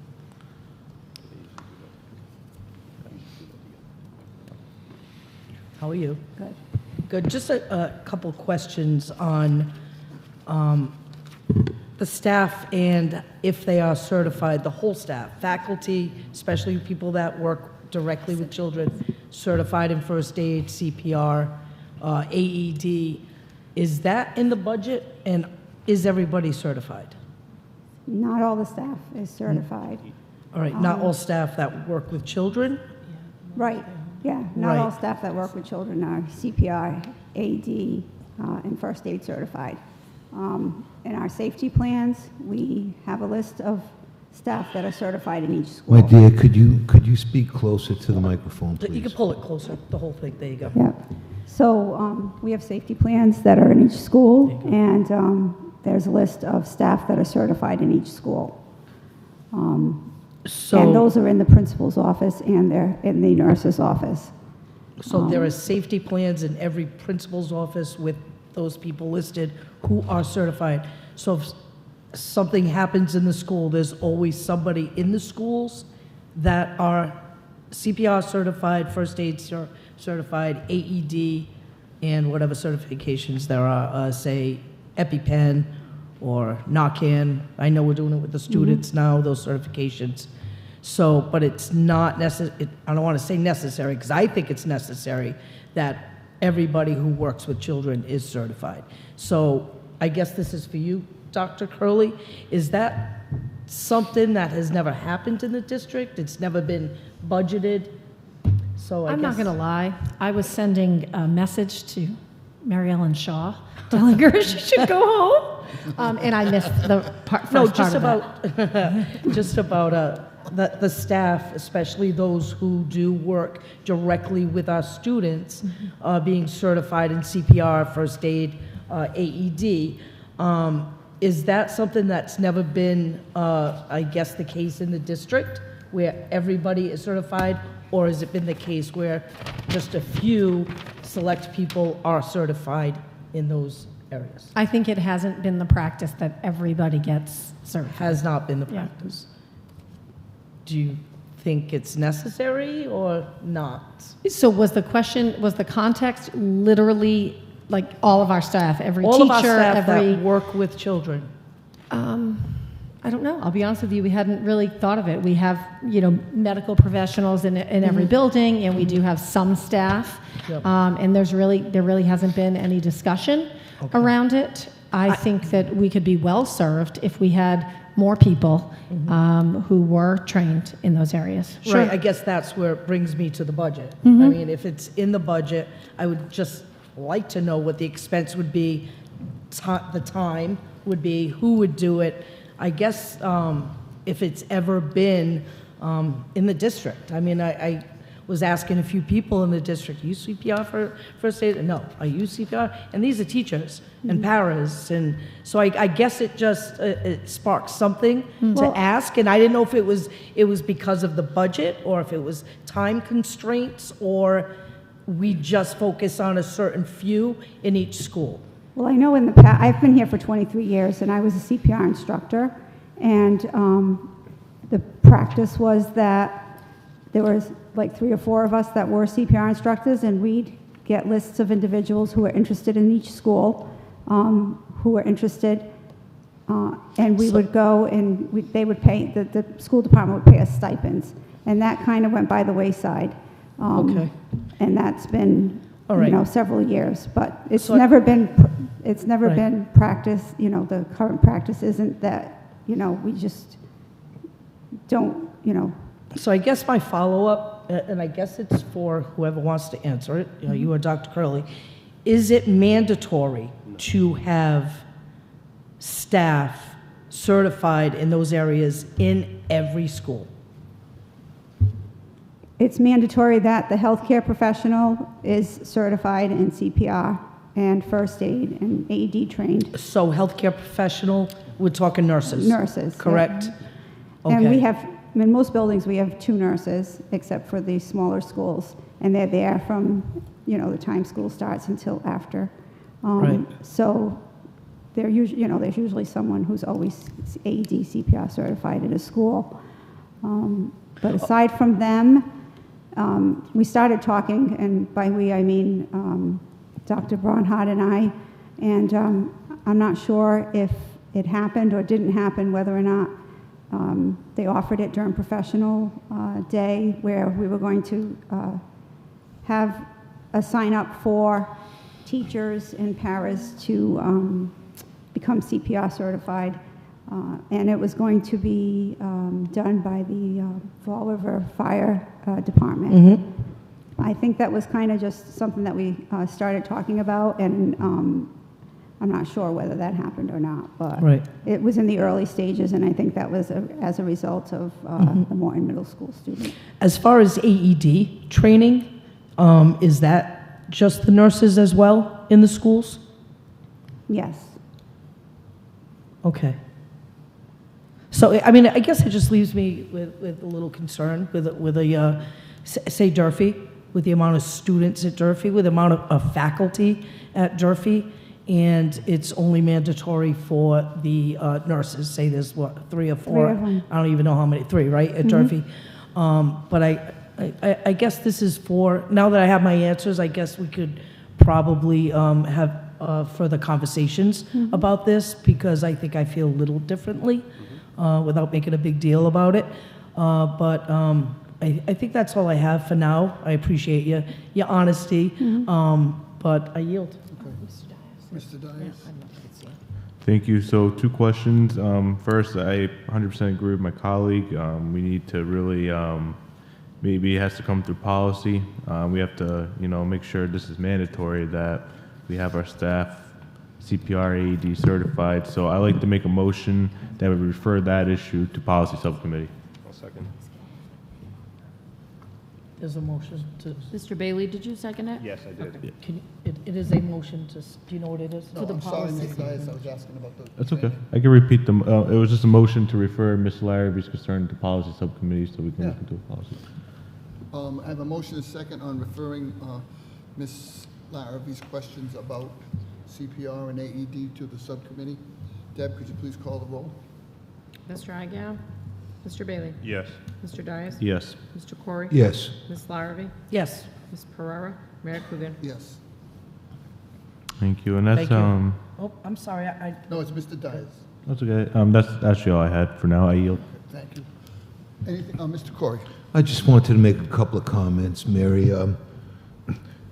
I think the nursing program has advanced phenomenally over the past 20 years. And I know that post-COVID, when we talk about all the counselors and SEL liaisons that we've staffed phenomenally throughout the schools, that anxiety issues are running high.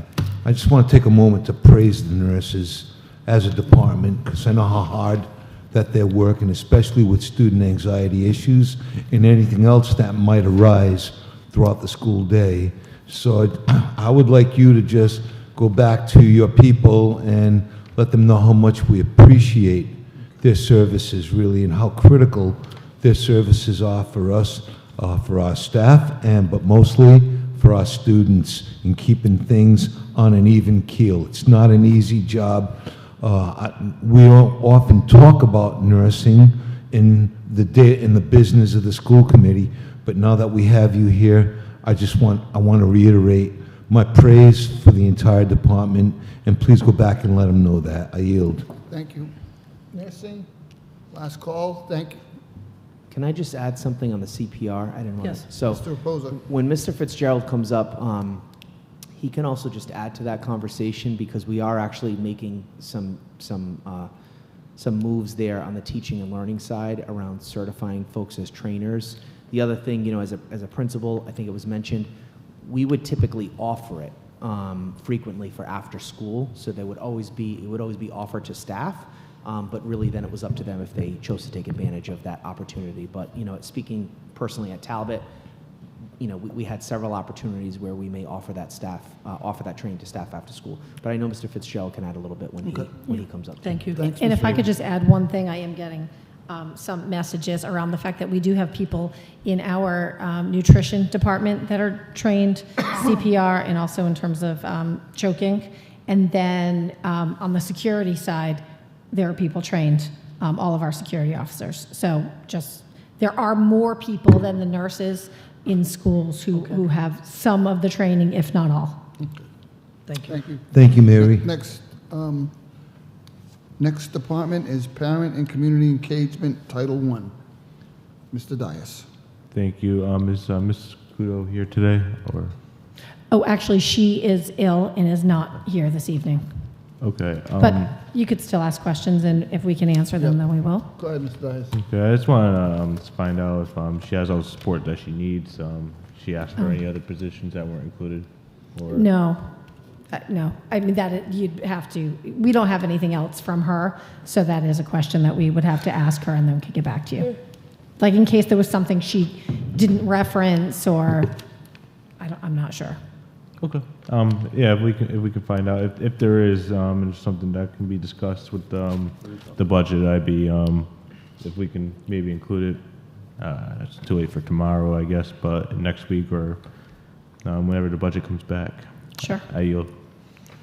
Okay. Health and Phys Ed Department. Health and Phys Ed. Anybody have any questions for Health and Phys Ed? Hearing none? Well, no, I want to hear about the... Oh, the CPR? Come on up, Yeah, yeah. Danny. Come on up, Danny. Getting out that That's easy. right, I forgot about the training.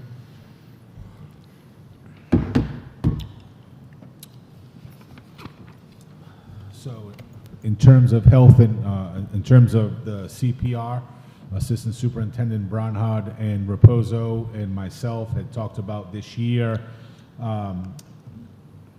getting certified as a CPR instructor.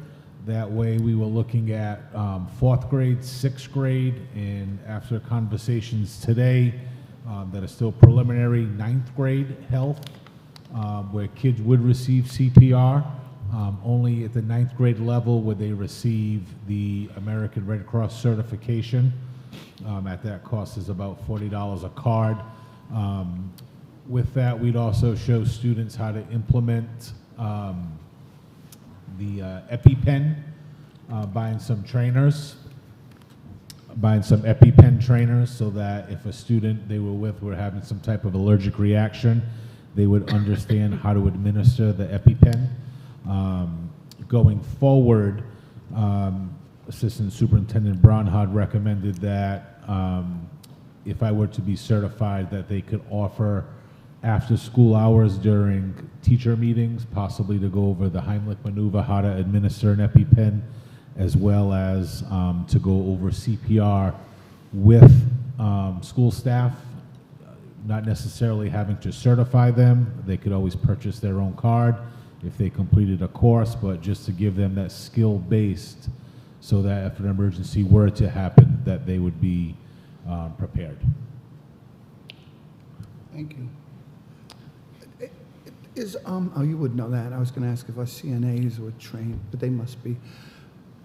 When you go to a school, do the teachers volunteer to take CPR training, or do you know what kind of a response you get, Danny?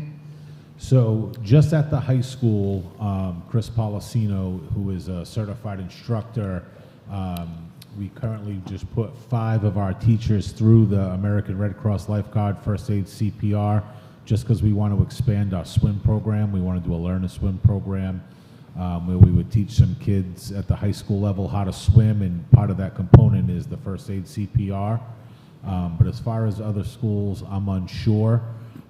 We offered first aid and CPR this summer. Several of our physical education teachers took advantage of that during Teacher Institute and became certified. Many of them are already certified because they are coaches in the district or outside of the district. Okay.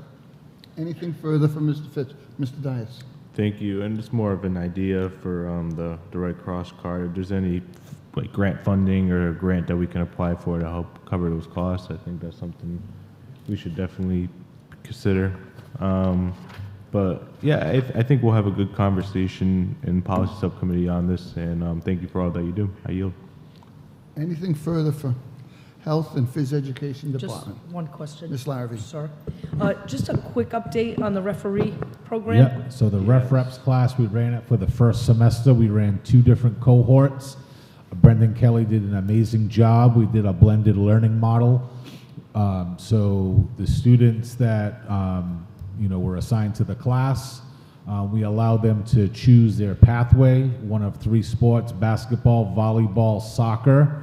Our first employment was with the Forever Intramural program. Kristen Garvin, our assistant athletic director, started giving our students some valuable experience where they were able to earn money refereeing middle school and elementary basketball. She's also, we spoke today, going to employ some of our students that, finished the volleyball program. I've been in contact with Mass Premier, Forever Youth Soccer, the Dartmouth Youth Soccer Association, as well as several other agencies around. We reached out to the CYO and a couple of signers. It's a matter of just trying to plug the kids in. Mark Ottavan, who is the former athletic director at Taunton, now that he's retired, has really taken this program on, and as contracted services has invited us twice. Unfortunately, both times they were canceled to do evaluations, and then upon a successful evaluation, he would link the referee with the assigner.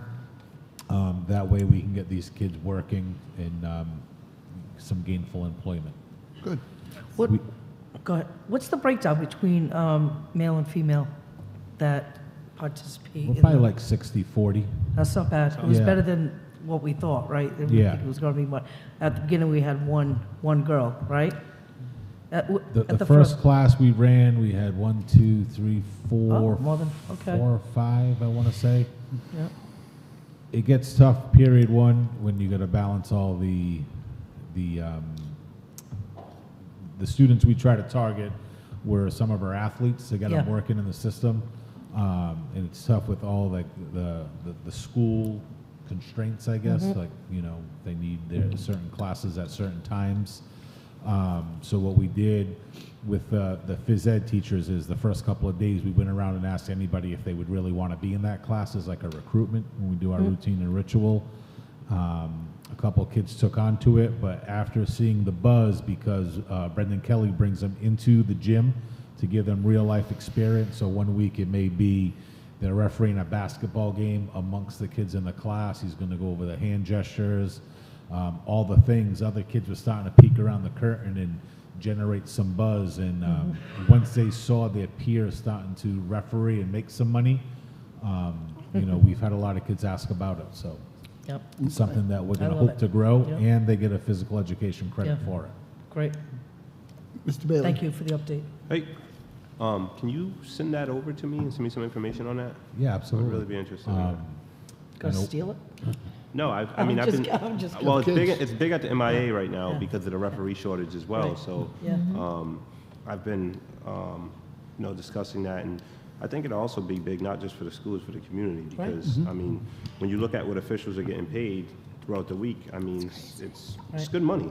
Very good money. So Absolutely. So he's looking for him in the summer. He's going to steal your idea. He's going to steal your idea. I hope so. I hope so. Dartmouth is running it. Yeah. I just sent the information to my wife's school at Attleboro High School. Hopefully they're going to run it. The more people, the better. The age of a referee nationwide is 53. Yeah. You know, It's Really old. Nice. it's that, yeah. I'll send you that over right now, Bob. All right, thank you, Thanks, Mr. Jim. Fitz. Next up, School Committee, Mr. Dias. Two items. One, what memberships are we a part of again? And who do we pay dues The to? MASC? That's it. That's the entire 9,000. Yes. Okay.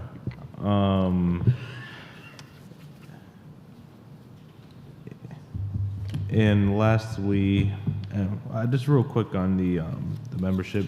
You know, I understand. I don't know if that's something we utilize often, and I think in the future, as we need to have a conversation whether something we need to pursue more. I know we took a vote to have them do some sort of training for us. I think that's something we should utilize. If we have a $9,000 dues and memberships, I think we should definitely utilize it, which is something I don't think we do enough of. If there's any ideas that we can give to each other, I'm all ears. I did sign up for a conference, one of their legislative conferences, so I'd like to see what they have to say there. But I think it is something that we don't utilize enough of, and any way we can save money in the future, I think would be good.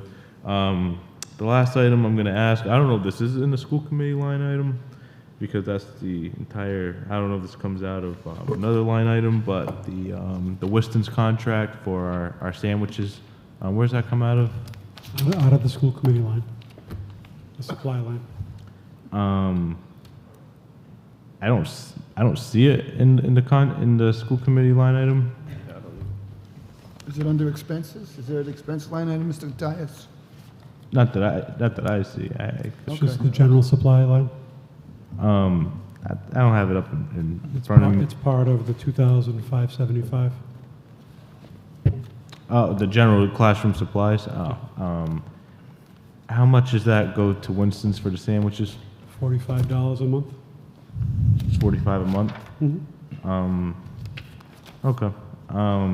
Again, I think, and I will say, I think when we're a district that needs to look for all the funding that we can, we should lead by example, and I think we should look for other ways that we can. I think maybe even as a bonding effort for the committee, we can all pitch in once a month. I don't have an issue with that, but we maybe talk about it in the future. I just hate seeing those sandwiches. Also, half of them go to waste every single meeting, and I think we should do something different, but we can have the conversation in the future. I yield. Thank you, Mr. Dias. Ms. Larrabee? I think we should be getting a sandwich a day for being on the school committee. I yield. Okay. Thank you. All right. Any further questions on the school And committee? a water. Next questions go to the Special Education Department. Mr. Dias, go. Thank you. I'll wait one moment. Yes. Go ahead.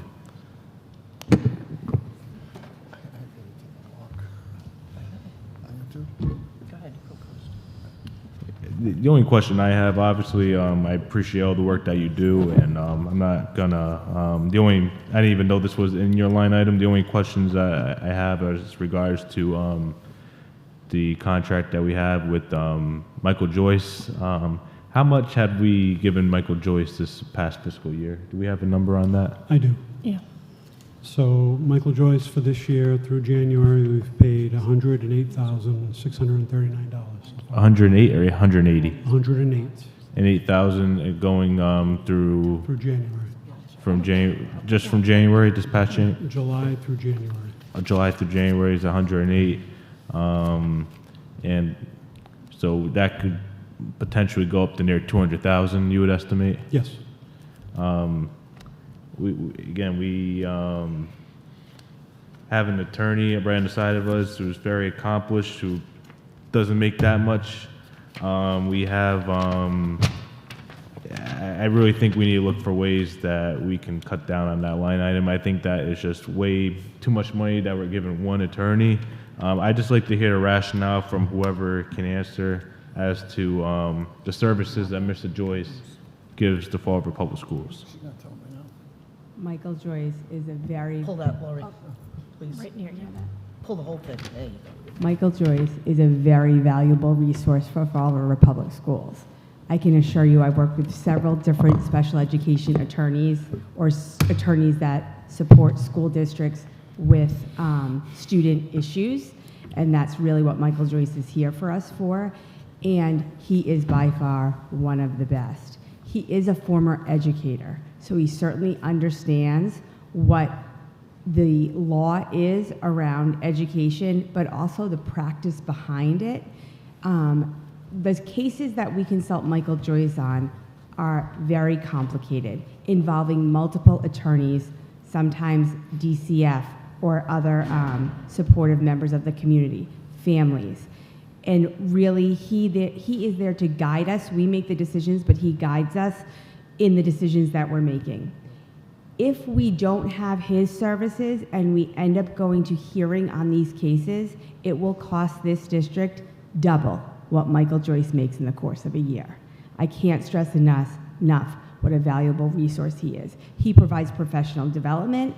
He is seriously a phone call away. Something comes up, there's a crisis that we need an immediate response on. Mr. Assad is fantastic, but he also has a large job to do. One attorney for a district this big to handle both personnel and student concerns is just not reasonable. And we are fortunate to have him. Many, many districts would seek Michael Joyce.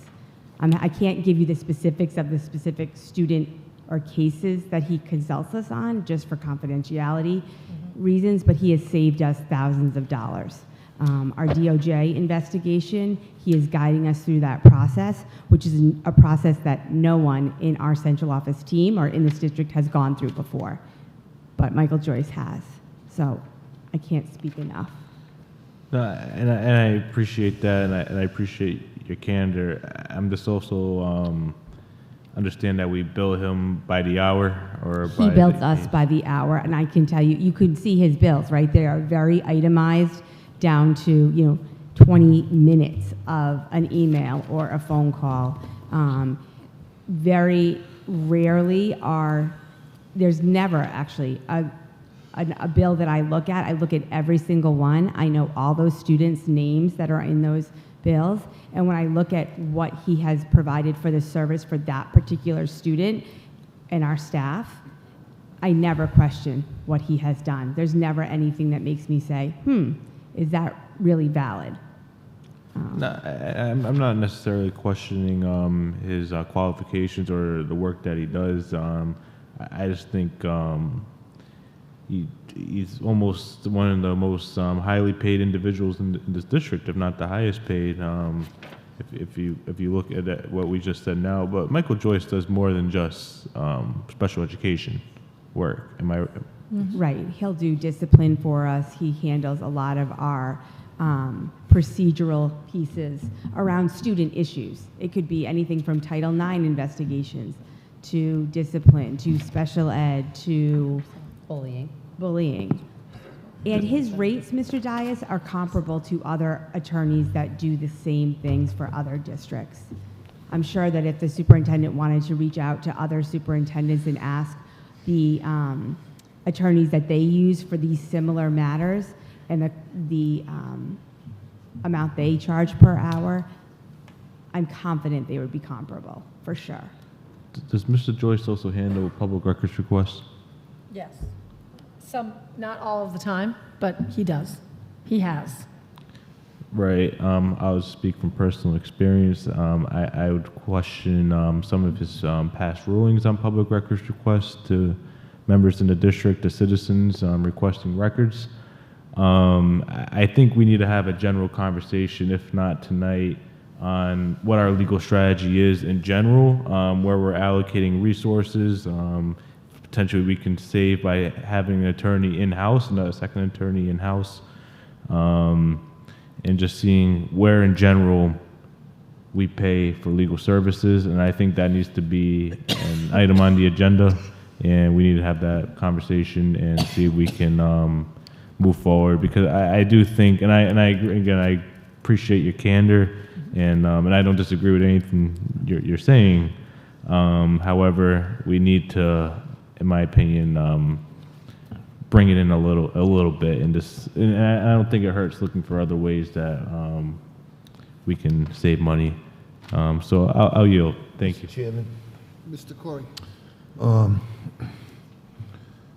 I just have a different point of view on that. I know that I've already, as I'm in my third term, and I've already had a couple of dealings with Attorney Joyce on some very critical matters. And as Assistant Superintendent Obenchain described, he's worth his weight in gold because he has such a wide perspective of the issues that affect education and personnel in education. He's been there, he's done that, he's done it around the block so many times, and he's developed a strong sense of trust with especially our school department here in Fall River. So I really have to disagree with my colleague's sentiment. As far as saving money is concerned, you get what you pay for in life, and we're paying for one of the best pieces of advice we can get on legal issues as an outside counselor, and he's worth his weight in gold. With that, I yield. Anything further on special ed? How's it going this year, Laura?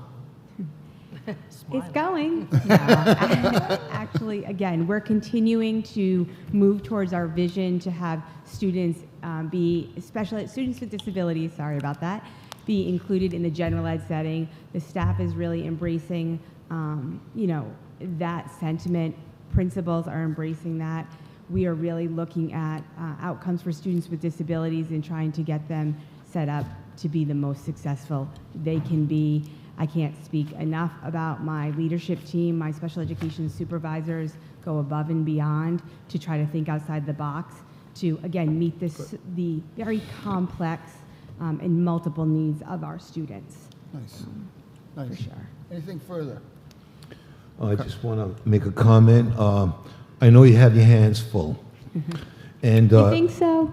And you're coming to us from a great experience with the collaboratives, and I think that you've been able to stretch our relationships to the collaboratives even more deeply, and that speaks volumes in itself.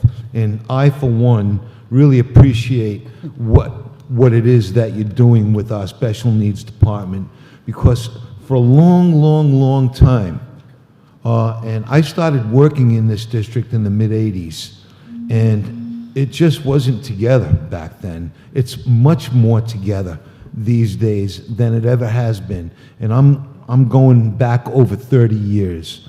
So I have a long record to refer to, and I'm very pleased with the progress that I see that we're making now. And I think Laurie, I believe that we're laser focused on making progress in the special needs department.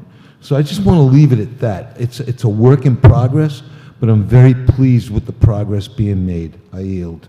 And I do want to say on behalf of the entire department, without the support from this school committee, we wouldn't be able to do what we're doing to move this department forward, because all of the resources you have provided special education does not go unnoticed. They're definitely needed. And now I tell my team it's time to take what we've been given and just determine how we take those resources and get them to meet the needs of our kids. Mr. So I Chairman. do appreciate that. So to that point, we worked really hard a few years back for the Student Opportunity Act to be passed. And I know that we're using that extra dollars in a big way for SPED. And I hope to continue to advocate. Our district, in the entire Commonwealth, our district was one of the lead districts in really prospering that act forward and moving it forward. We went to all of the developmental meetings for Student Opportunity Act because we really needed those extra financial resources. I'm very proud of our district for fighting so hard. and I hope that we'll continue to fight hard on behalf of that. Thank you. Mr. Dias. Thank you. Last question. If there's ever a parent in the community that reaches out to us, if maybe they had IEP concern or whatnot, what would be the proper chain of command to refer them? Sure. So on the special ed page of our website has the special education supervisor for each building. So depending on the school that their child is in, I would first start with the special education supervisor. If they've already reached out to the building themselves, right, that's always the best place to start. And then from there, if those responses, parents still have questions or they don't feel like their needs are getting met, my information is there too. I have met with several parents, so I'm always available as well. Thank you for that. Okay. Next up, student services. Who's talking about that? You, Dr. Barnhart? Sure. Anybody have any questions on our student services? Mr. Corey. I don't have questions. I have a comment. I know that Assistant Superintendent Bronhard is, I call her the ever-ready battery, and she's working really, really hard. Just want to acknowledge that. And a lot of positive changes have come about through your leadership, and I, for one, really appreciate it as a former adjustment counselor to see what you're trying to do to re-energize that entire department.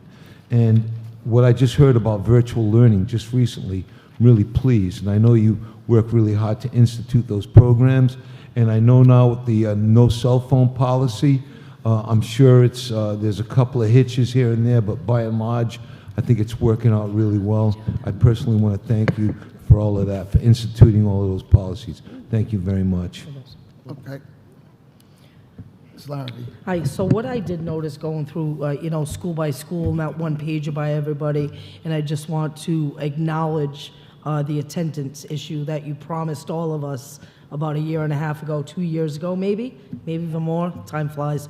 But I do have to acknowledge that the district we're not where we want to be. We all know that, but it is definitely improving immensely. So I do have to acknowledge that. You definitely stood by your word and got those numbers up. But one of the questions I have about student services is basically about the wraparound services, in your opinion, especially on the individualized basis. Like you guys spoke of, I wrote it down, the SOC, and the meetings that you guys have, and they're individualized based, and how does that transition into those wraparound services when they're identified? Like, what does that work like? So that becomes a building-based experience with the building-based teams. Mhm. And my department has been working very hard to ensure that we are creating a through line so that all schools have access to all of the consistent services across the community. And so, depending upon what the needs are for those individual students, and then also what the families are willing to accept and embark upon with their students, right? No student is going through challenges that they're experiencing alone. And in some cases, some families are more equipped and or more ready to engage with the resources. We say it all the time. I feel extremely blessed to be in this community. Mr. Bailey referenced it earlier as it relates to the tremendous resources that are really at our fingertips when we're at a point of need. And unfortunately, it takes a tragedy for us to recognize just how supported we always are. But I can also say that there is truly not a day, maybe not a week that goes by that something comes up that a school needs a connection for a thing, and across my team, and if not my team, across my larger community team, we have those resources to reach out and ask for help. And then a very quick turnaround happens. But it's really about identifying need when it arises. As we know, our kids and families, just like every single one of us, we live in the ebbs and flows of life. And what I need today might be very different than what I needed yesterday or the month before, and certainly different than what I need 5 weeks from now. And being able to have deep relationships with our families, having regular communication strategies with our families, the work that we've done around attendance, I think has absolutely strengthened the trust that we are developing with our families. And as a result of that, I truly believe that is where the wraparound services are accepted by families, because we can offer a buffet of services, but if families are not ready to support their kiddos in that work, if they believe strongly, their moral beliefs, religious beliefs strongly about, supporting their kids differently, as a school department, we have to be able to bend and flex and meet families where they're at. And so truly, that is the wraparound piece for us, is making sure that our staff are equipped, that they know the who in the community can provide those supports, and when they don't, they reach out to us directly. Claudia Costa, as you know, is central in that work in the district. She is a phone call away to all of our adjustment counselors and principals, for that matter. And we continue to grow her reach and her access points, but without a doubt, that is certainly the cycle of support that we've been able to enact here in the district. Right, and you're satisfied with the staff that you have now. You don't need any more staff, especially for the wraparound services and that communication amongst the school and the community. I know as one member of the committee, I would not hold back on any funds for this work. Yeah, and I really believe, as we mentioned earlier in a few of the budgets, and as we look at elementary budgets tomorrow, the school staff are my staff when I think about that extension, right? Having SEL support staff at the district level is only going to take us so far, but our work of monthly meeting with representatives from those buildings, where we are making sure that everybody is exposed to the resources, where there are direct lines of communication, so that if there's another support staff in that building that might not have the relationship, those teams are working in collaboration. So I do believe that we have some pretty well-oiled systems, always evolving, always developing. But we have staff that are willing to come along for the ride with us. We have staff that are willing to participate in these collaborative opportunities, so that they are continually growing and learning of those resources, and taking advantage of every opportunity to professionally develop them in our work. I know everybody works very, very hard, very diligently in this district. I mean, we know that. We see it, a lot of us, but this work specific is the key to a quality education, because we all know if they're not ready to learn, they're not going to learn. And we have to support social emotional learning. So, I mean, I applaud where we are. And again, I know we probably have some advancements, but we're doing the work, and I thank you for the update. I yield. Anything further on student services? Next up, the superintendent. Does anybody have any questions for Mr. Dias? Thank you. I'm just trying to the same question as the school committee. What's the dues and memberships of the superintendent? Mass Association of School Superintendents, MASS. So there are dues, there are conference fees, and things like that. I also participate in the new superintendent induction program. And then we have a membership, One South Coast and the Old Colony Superintendents Association. What's the One South Coast? I think I thought I mentioned that in email, because I saw the One bill South come Coast up Chamber recently. members. What's the? No, I know. I'm sorry. I know what One South Coast is. I didn't. What's the? What do we get out of the membership? I'm not sure, to be quite honest with you. Yeah, no, it's a yearly fee we pay. It's with the other local chambers. We meet up. Because I've gone to a couple of those meetings. Yeah, I have not, so that's why I'm not sure. No, and it's so in my it's, line. A lot of it's like with the banking community, and we meet up, we network for ideas and ways to get like other additional money and different kind of things. You find it to be useful? Yes, it's very, very cheap to be part of the membership. It's only $325 a year. So. Okay.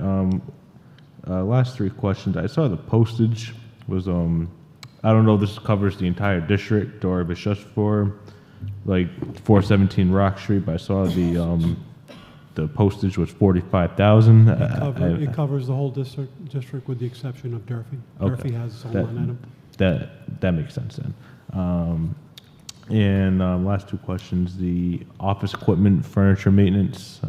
Is there something that broke, or? It's just that and the supply line are two lines that historically have been in the superintendent's line area, and it's just random little things that come up. It's not, and the lines are small, very small in comparison.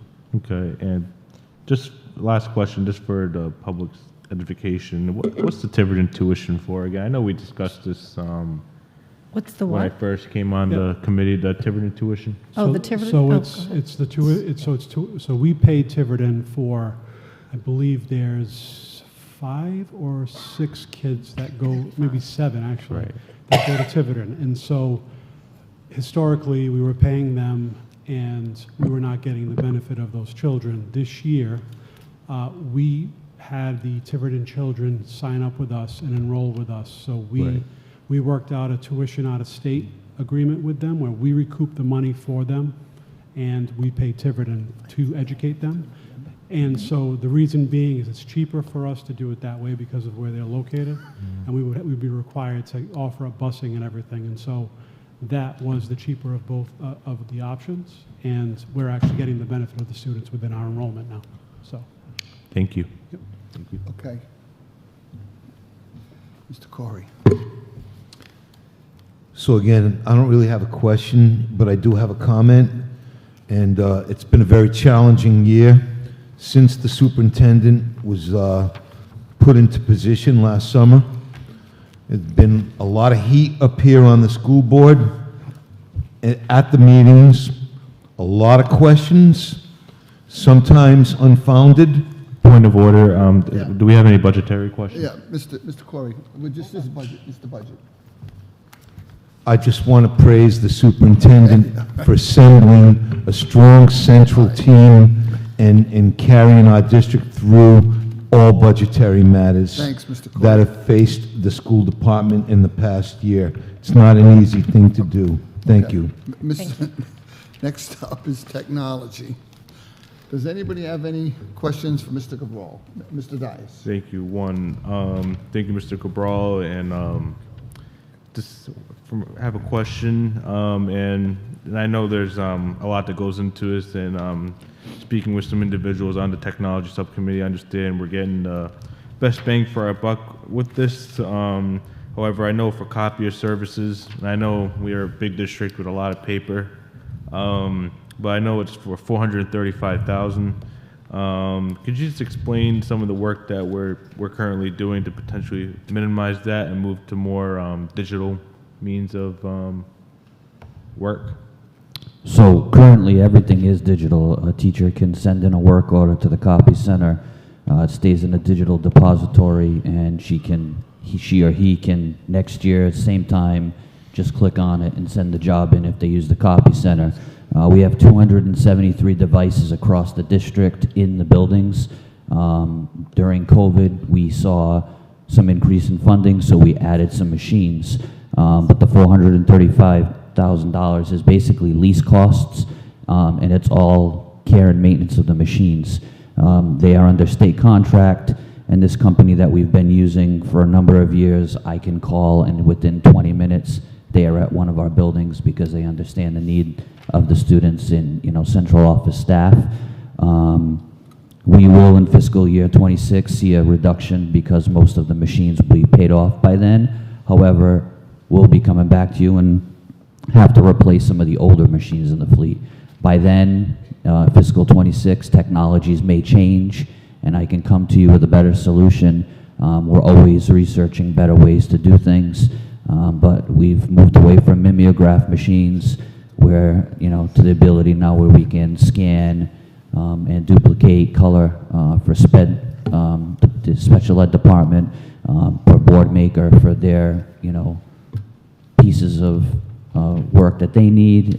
We have large format printers in most of the buildings that they can print out posters and such.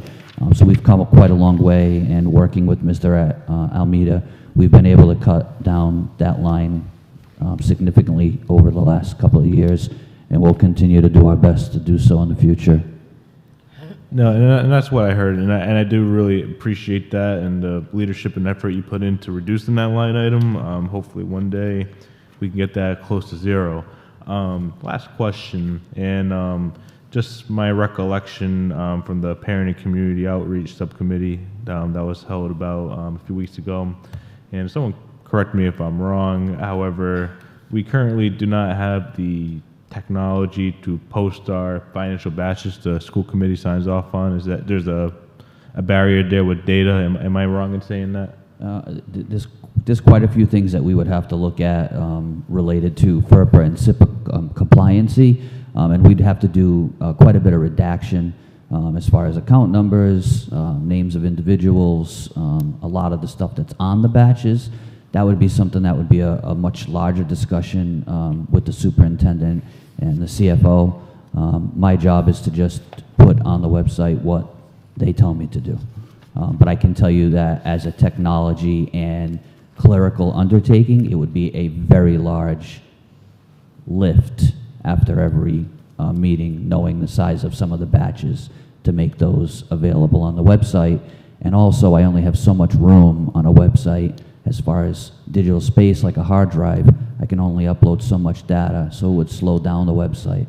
So there'd be many questions technologically as well as law-wise with Mr. Assad, Attorney Assad, and the superintendent to possibly figure out a way to make that work.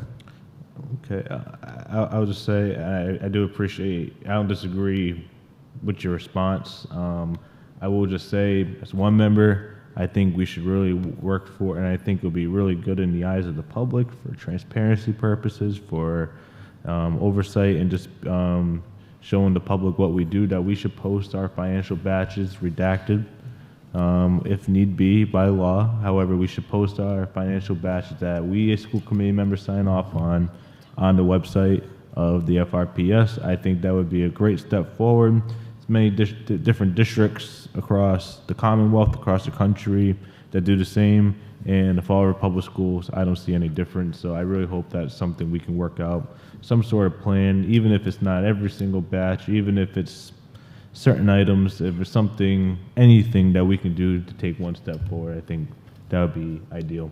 I yield. Anything further? Hearing nothing. We'll be back here tomorrow night at 5 o'clock for the second round. Motion to adjourn. Second. I have a motion to adjourn. Deb, please call the roll. Mr. Agia? Mr. Bailey?